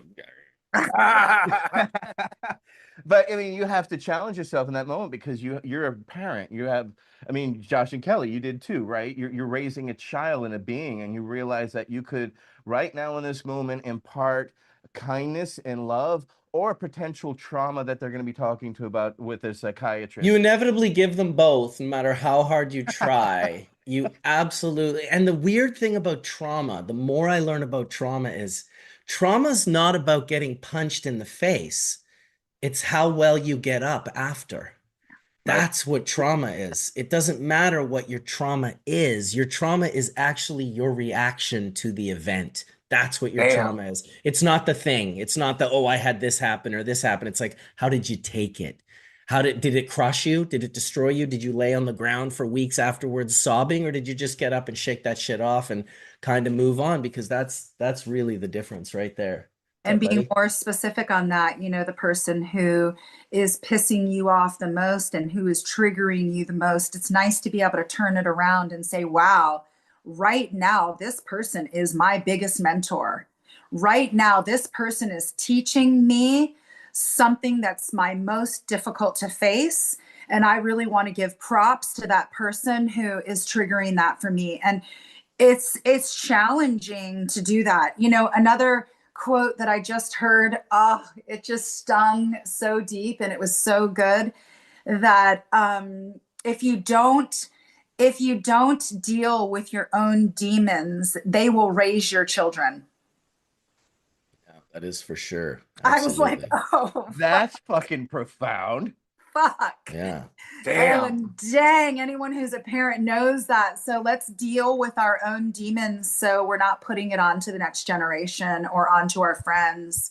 That's why I always say I got to get myself straight. I got to go on a walk. I got to take my little bong or my doobie. I think it's morphogenetic resonance, we carry with us through our time, and then we leave that with the next generation, not necessarily as we perceive it as trauma, but as the experience that happened. It's like you need to have this because otherwise you might repeat it.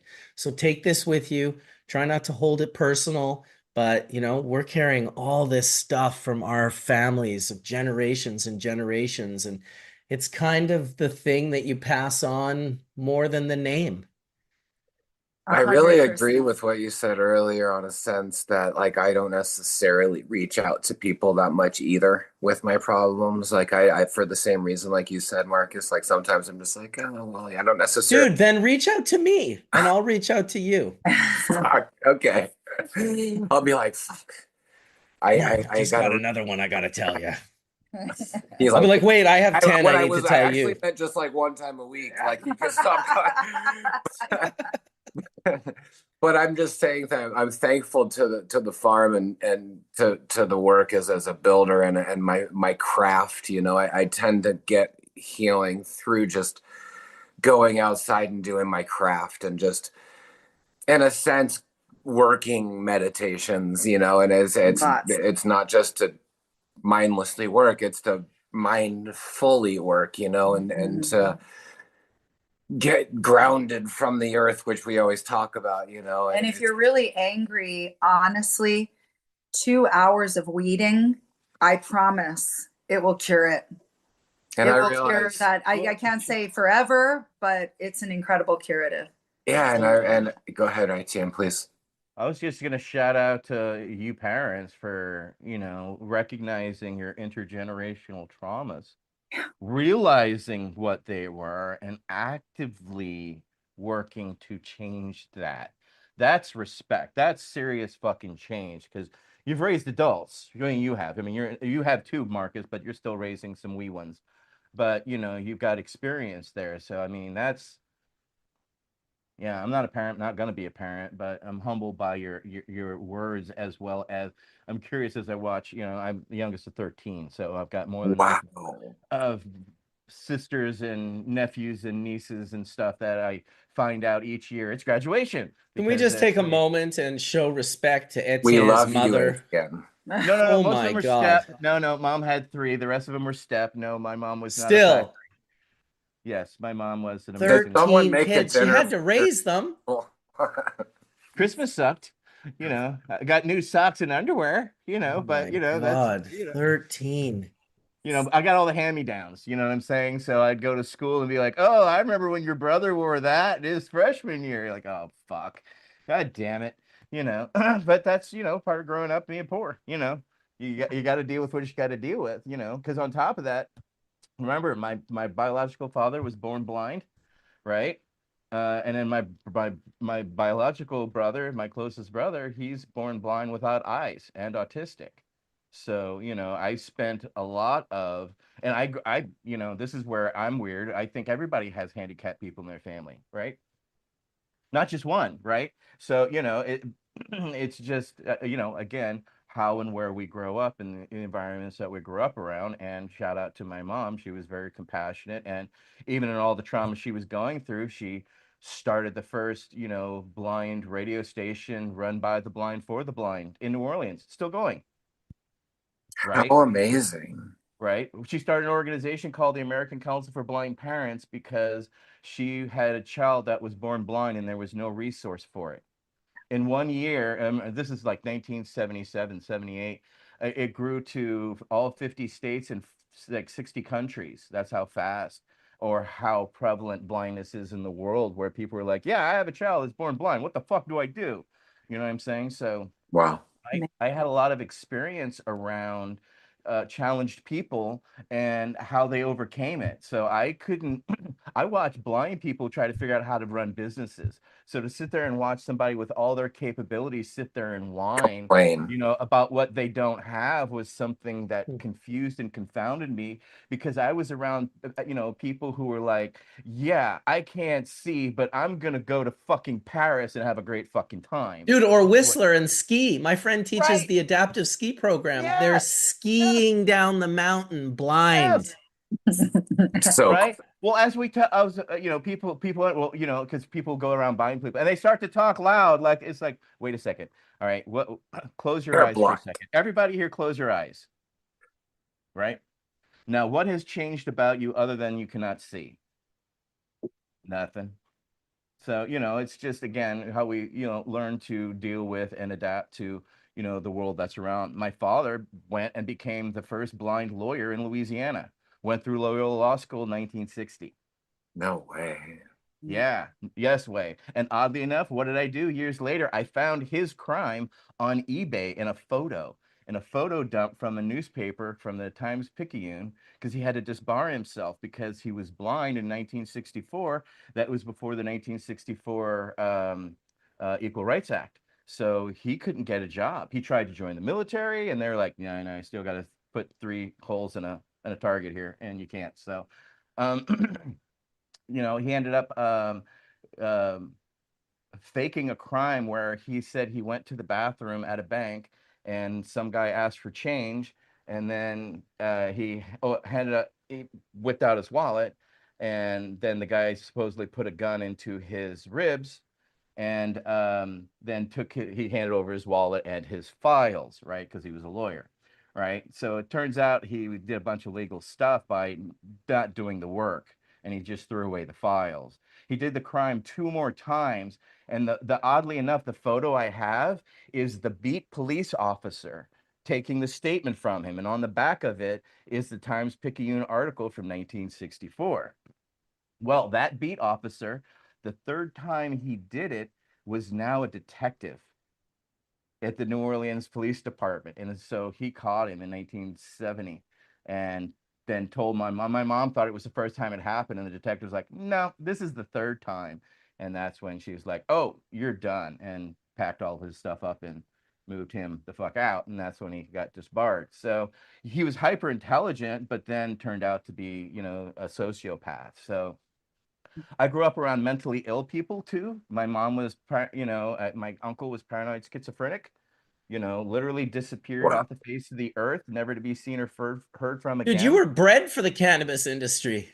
I was as somebody says, we all have a glass table before us. That is our constitution. Mine was heavily tempered early because I had a lot of chaos early in my life that I was able to channel into positivity that I needed and relied on early on in cannabis. I would have not have been able to survive because my uncle, we believe, was eaten by alligators because where he was staying was a VA nursing home across 2 swamps from where we lived in New Orleans. And he had actually crossed those swamps and actually knocked down my grandmother's front door because he was having a paranoid schizophrenic fit. He was in the Navy, and he was on the USS Scorpion, which is at the bottom of the Marianas Trench. He was a submariner, and he had his first minor schizophrenic fit he had right before its maiden voyage. And they pulled him off of it and they put him in a rubber room. And he, of course, was in a bad place. And then a couple weeks later, the USS Scorpion imploded at the bottom of the Marianas Trench, and that's where it sits to this day. And then he heard about all of his friends and compatriots being literally killed in an instant, and it's when he snapped forever and lost his mind. And so he spent a lot of his time in mental hospitals. So, between my mother being, she was heavily depressed after all that happened and laid in bed for 4 years while I was 12 through 16. So I had to literally figure out how to eat, clothe myself, get myself to school at a young age because my stepdad was working. He was working in the oil field as a dispatcher. So he spent all of his time, 12-hour days, right? Doing shifts to where mom was just laying in bed. I would go to her with my I need a note signed for school. She'd just wake up, sign it, and go on her thing. So she was a strong woman, but even she broke. And so that's where I sit there and I look at my table and wonder, why is mine so tempered, and I watch others shatter so easily. And I just, great fire, great tempering, great deal of trauma that I've had to figure out how to deal with, that I'm still figuring out how to deal with, that cannabis helped me. It helped me put it in order. It helped realize what was important to me. I was ostracized from my family. I mean, I don't know if people realize this or not, but 5 years after, when I came back from the war, I could not talk to my family. I had a really hard problem because when I went to war, I expected to die. I said goodbye to everybody I knew, and I was expecting to die because the life expectancy of an artilleryman back then was 90 seconds.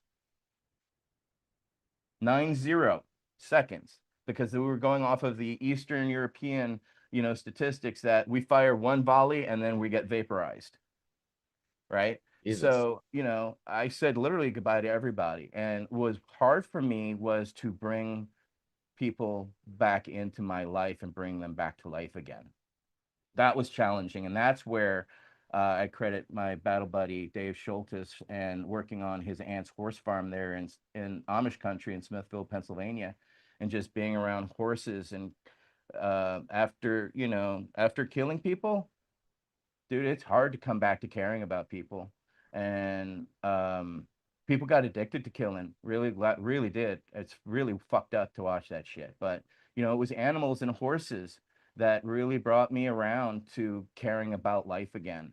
And that was a humbling journey, and I'm thankful for that journey, because I was drinking up to a fifth of Jack Daniels a night just to cope. And I was starting into a second bottle, and then cannabis, really pulled me out of all those holes. You could have been a member of Guns N' Roses with your I was a drinking. bass player. I had a band, but I was in a band called Harsh Reality. So That is harsh, dude. Brother, Holy so shit. much love for you and the journey, and I know that it's probably speaking to a lot of people in the community right now to hear the way that you've chose to deal with your problems is extremely positive, and that's a really amazing teaching for the rest of the world. Some people just fall in line and continue the destruction, and I find it extremely empowering and inspiring to see a person like you that goes to make a change. So, yeah. again, it's the mentors and seeing how they were doing it and seeing how they did it right, seeing their mistakes, seeing their fuck ups. They're all humans too, right? But seeing how I wanted to be, and I always wanted to try to be a better person, because I've been around enough shitty people in my life, and I did. You know what I found out through that experience? I didn't like my family, and I had to deal with that. And you're supposed to love your family and all that. And I realized I didn't, and I had to come around to loving them again. And that was a journey in itself. But another trauma I dealt with was my mother was Catholic early on, and she left the church, then came back. And when she came back to the church, she decided to confess her soul. And when she confessed her soul, she then told me, or had to tell me, that she tried to kill me multiple times in the womb, which Jesus. I think is something nobody should ever hear from their parental unit. But she was confessing her soul, and whatever it was, what it was. But yeah, I was wondered why I was born 2 weeks too late. But she said, yeah, she tried to suffocate me or kill me in the womb multiple times. So I was like, wow, well, I know why I have this inherent distrust of my mother. which I didn't realize until she told me that. And that, you want to talk about some shit I had to go through some serious psychologists to fucking deal with that shit, because Yeah, that's super nobody heavy, dude. tells you to deal with, you've heard of Oedipus situation, you never hear of the mother trying to kill you in utero. But Well, yeah, even the language, right? The language is softened. Usually they just call that abortion now. They don't call it like killing you in the womb, right? They soften the blow. Like right. veal. They don't call it dead baby cows. They call it like veal because it's like a Feel. nice word. It's veal. Yeah, it's a Yeah, friendly word. it's So, tasty. figuring out how to get through your traumas is all of our duties in life, right? If you're going to do anything positive in life, you got to deal with the negatives. You can hide the negative all you want, but it came out in my relationships. It came out in Dude. challenging situations, or even in good situations. And you have to figure out how to deal with those situations, Well, because you said it. It's your duty, and it's a double entendre because it is duty. It is absolute duty that you have to deal with. and duty in the shit term too. It's That's shit the work, duty I right? was talking about. Right, as Kelly said, when it's days and it's rainy and it's shitty, you still got to go put on the things to go do what you have to do. If you go out barefoot and right, you're going to be soaked and wet, the joint's not going to go right. You have to go through the steps to go and accomplish things, right? And so I think that's a journey that's always a scary journey, because it's with you. You have to confront you, right? Everybody teaches you religion and all these things that have to do that, but it's really your work that you have to put in. And you're your best friend and your own worst enemy if you choose to. What do you You're choose to there do? for you when you die, so you really got to make it good with yourself, Very good. Well stated. you know. So Love you, Josh. I love you Thank too, you. ATN, and a lot of respect for you, and it's a good way to give thanks for 2025 and towards the end of the session here. And again, we're grateful, and we love you, and we appreciate the depth, we appreciate the intelligence, the heartfelt soul, the hard realities, the soft, Yeah. everything, It's the been rewards. challenging. It really has been for most everybody, 2025. So I think more than anything, we all need to just keep on going. And we wish you all of the best. And I always tell people, please reach out. And if there's any way that we can be helpful to people, we always want to be, because this is our community, and we're up for it and we're here for it. So we're going to get rolling. Got our family to go tend to. And thank you all so much. And Marcus, really, I don't even know how many episodes this is, but guaranteed it's not always been easy for you with your family to continue to put these up, but somehow at all odds, you just keep doing it because you know how important it is, and you know what mark it makes in the world. And thank you so much for continuing to offer the space for people to come and not feel like, you know, they're so different. Absolutely. Well, thank you guys for always showing up and making an appearance and sharing your good vibes with everyone. I too am going to make a point in 2026 of smoking your hash in your house in No. 2026. Here I'm Let's it gonna make is, be that waiting there. for you. happen. Let's make that I'm gonna happen. be there. Maybe I'll even come up through the US. I'll just come up Oh shit. through Oh Spokane or whatever it is that's over there, Maybe I'll Missoula, be with you in the Montana. car. Maybe yeah. you will. Yeah. Dude, we're Come out to our manifesting. home in Oregon. I Go down love to our it. home in Oregon I first. love it. All the stuff. It all sounds good. And Yeah. again, we'll Okay. try and make it out to ski the slopes of Whistler with you, Marcus. I mean, please, it's dumping. It's ridiculous. It's insane. I have been skating with my son. He's now into hockey. He's got Oh, himself some really? skates and some gloves and a stick. And he's gone 4 times to stick and puck. And I can't even believe he was doing this sort of West Van skating lessons that they don't really teach you anything. And it takes like years to just be shitty at it. Dude, each time he's gone to stick and puck has been like 25 of those lessons. He's now like, Just firing the puck natural. into the net. And he's, well, not natural, but working on it and repetition and just, doing the work. And it's super exciting. I was a hockey player as a young buck, so I'm not gonna lie. I'm like My wrist is like hurt right now from like taking shots. Really? Like I've gone 4 days in a row with him, and we go again in 3 hours. Today at 3:15, we'll be doing the skating over at the West Van Arena. So super fun, super Me and I awesome. did hockey, in Oregon and all that and stuff, and I've never played hockey, but the agility that goes into the skating is just absolutely beautiful. And Dude, it's awesome. the hand-eye coordination with the sticks, like, got to be good for you. I mean, It feels good. I mean, I grew up doing it, so I have the nostalgia aspect of it. But I love it. I love skating. I love skating backwards. I love shooting the puck and doing, maneuvers and just having my son be like, "Whoa, Dad, like I want to learn how to do that." It's such a cool thing to play with your kid. And I don't know anything else that I play with him on this level of focusing on him. So he's probably partially addicted to that aspect of it. Like, wow, That's Dad's paying cool. a Well, lot of because attention you with me. matched him also, right? Because you used to play, so you were showing him Well, you things want to know too. the best part about hockey and skating? You can't pull out your fucking phone. That shit is put away for the whole Oh time. yeah, You're not doing this. Like, dude, my kid does not want to see me on my phone. It bums him out. Fair. You know, that's fair. one that has been unbelievable is just get out puzzles. Yeah. Puzzles are incredible. Everybody puts down their phone. You've got a puzzle in front of you. Hey, Yep. nice one. Yeah, Look at we've got that. one there. It's amazing Hey, how you you did it. won't look Good at your job. phone. It's true. It's true.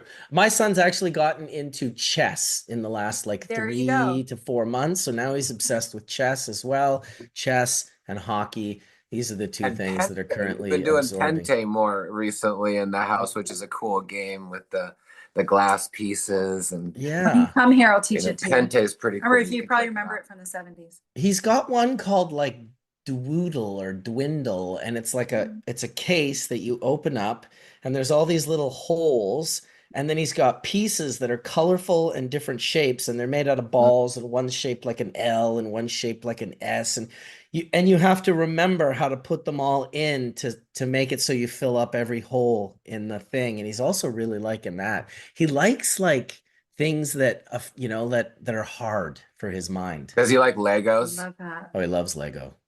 Yeah. Big Lego guy. He's definitely on the Lego trip. Who doesn't love Lego? If you don't like Lego, that's almost like not liking Bob Marley. Like I'm suspicious of you. You should be. You don't like dogs. You don't. It's really funny y'all mentioned the puzzles because I literally just finished this puzzle last night because that's Thousand good pieces. fun. I like cool. a vacation, to just sit there and do a puzzle. You just check out and yeah, I mean, because I'm looking at the ocean Turtles. right here, so Turtles and it makes treasures. sense. Yeah, I love you fun guys. stuff. We had orcas swim by today, 4 of them, a pod of a mama and a dada and a couple of calves. So that was We're pretty getting cool. herds of elk that now come down to our field. So that's it. We don't get that in the summer. They just come in the winter. It's Dude. some of the huge ones. You got to make a video of those elk. I'll make one of the whales. There you go. Okay. We'll share. That would be cool. All right. Put it together. Well, listen, I think we're going to end it a little bit early today, 12:30. Josh and Kelly are taking off. Ryan's had his camera off for a while. Etienne wants to get out to the beauty of Hawaii. I'm going to get to doing some chores around the house, get in the garden here, and then take Tanner to skating. But I do want to thank Puffco and the Press Club for an amazing year of sponsorships, for sorting us out, taking care of us. You guys have been amazing. Big thanks to those two companies. They are more than just a business, I would say, from my intimate knowledge of knowing them. Puffco laced me up so many times everywhere I went. They've laced up my friends. They laced up people I don't even know. They've just been super awesome, as have the Press Club, who gave away a ton of spoons and parchment and all the different things that they do, bags for pressing. So I really want to thank those guys. As well as bubble bags, of course, we're doing our best. Like Kelly says, I don't know what drives me, but every Sunday here I am. And thankfully, so are you guys.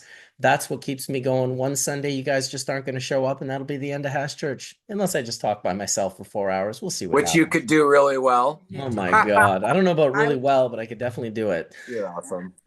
Well, Press Club and Puffco has been really amazing to us independently from Hash Church. And giving us things everywhere. We love the whole Totally had the a whole community involved, and Holy. Juliana out in Europe and everyone like We had Sahi somebody and steal our Puffco when we were at doing Mary a ton of Jane. interviews at Mary Jane, and there they were. Bing, here's another one, you guys. And so I'm Awesome. so thankful. That's what they did in Press Vegas for club. me. I had one. My friends from Colorado brought it out, and it was so dirty, it just stopped working, and we didn't have time to clean it. So I Yeah. went to the Puffco booth, and they were just like, "Oh, dude, like, it's a proxy, and you need a Puffco black 3D XL. Here you go." I was like, "Oh Give my thanks. God." Give Yeah. thanks. And Give you- thanks. Yeah. And then I gave them away to Share people it. in need, right? Yeah, You know, because do I'm not share gonna it. Killer I'm not hash. gonna bring home. We made killer hash with the press club bags and the bubble man bags. So big up family. So Yeah. love you, Etienne. Love you, Ryan. Have a great day. There it Cheers, is. guys. Thanks, everyone. May the full melt bless your bowls sooner than later. Thank you all for watching. I don't know how many there are of you. I think it's 200 or 300 in the chat right now. Merry Christmas, Happy New Year, all that jazz. I'm going to jump in the ocean on January 1st and do a polar bear swim. So I hope that some of you feel the vibes as well. Maybe go jump in the lake or the river or the ocean. It's a great way to start the year. And in the meantime, we will see you next week. We got some good hash churches already planned for January. So we're going to have Craft Greenery come on, one of our sponsors from last year. Mark and Dennis are going to come on and speak to what they've been doing with their little dispensary that they're trying to grow into, pay attention to all the things we love on Hash Church, really. I've also got the Original Breeders League, Jimmy. Is going to be coming in. I Love think he's going to Jimmy. have Mojave and a few Love others. They're doing like a 55,000 Those seed guys are Paul test right now. so It's great. like a Paul super, Mitchell grower. super epic. So we got a show planned with them that they're going to be coming on. We may have Rob on for that as well. Mojave's already confirmed.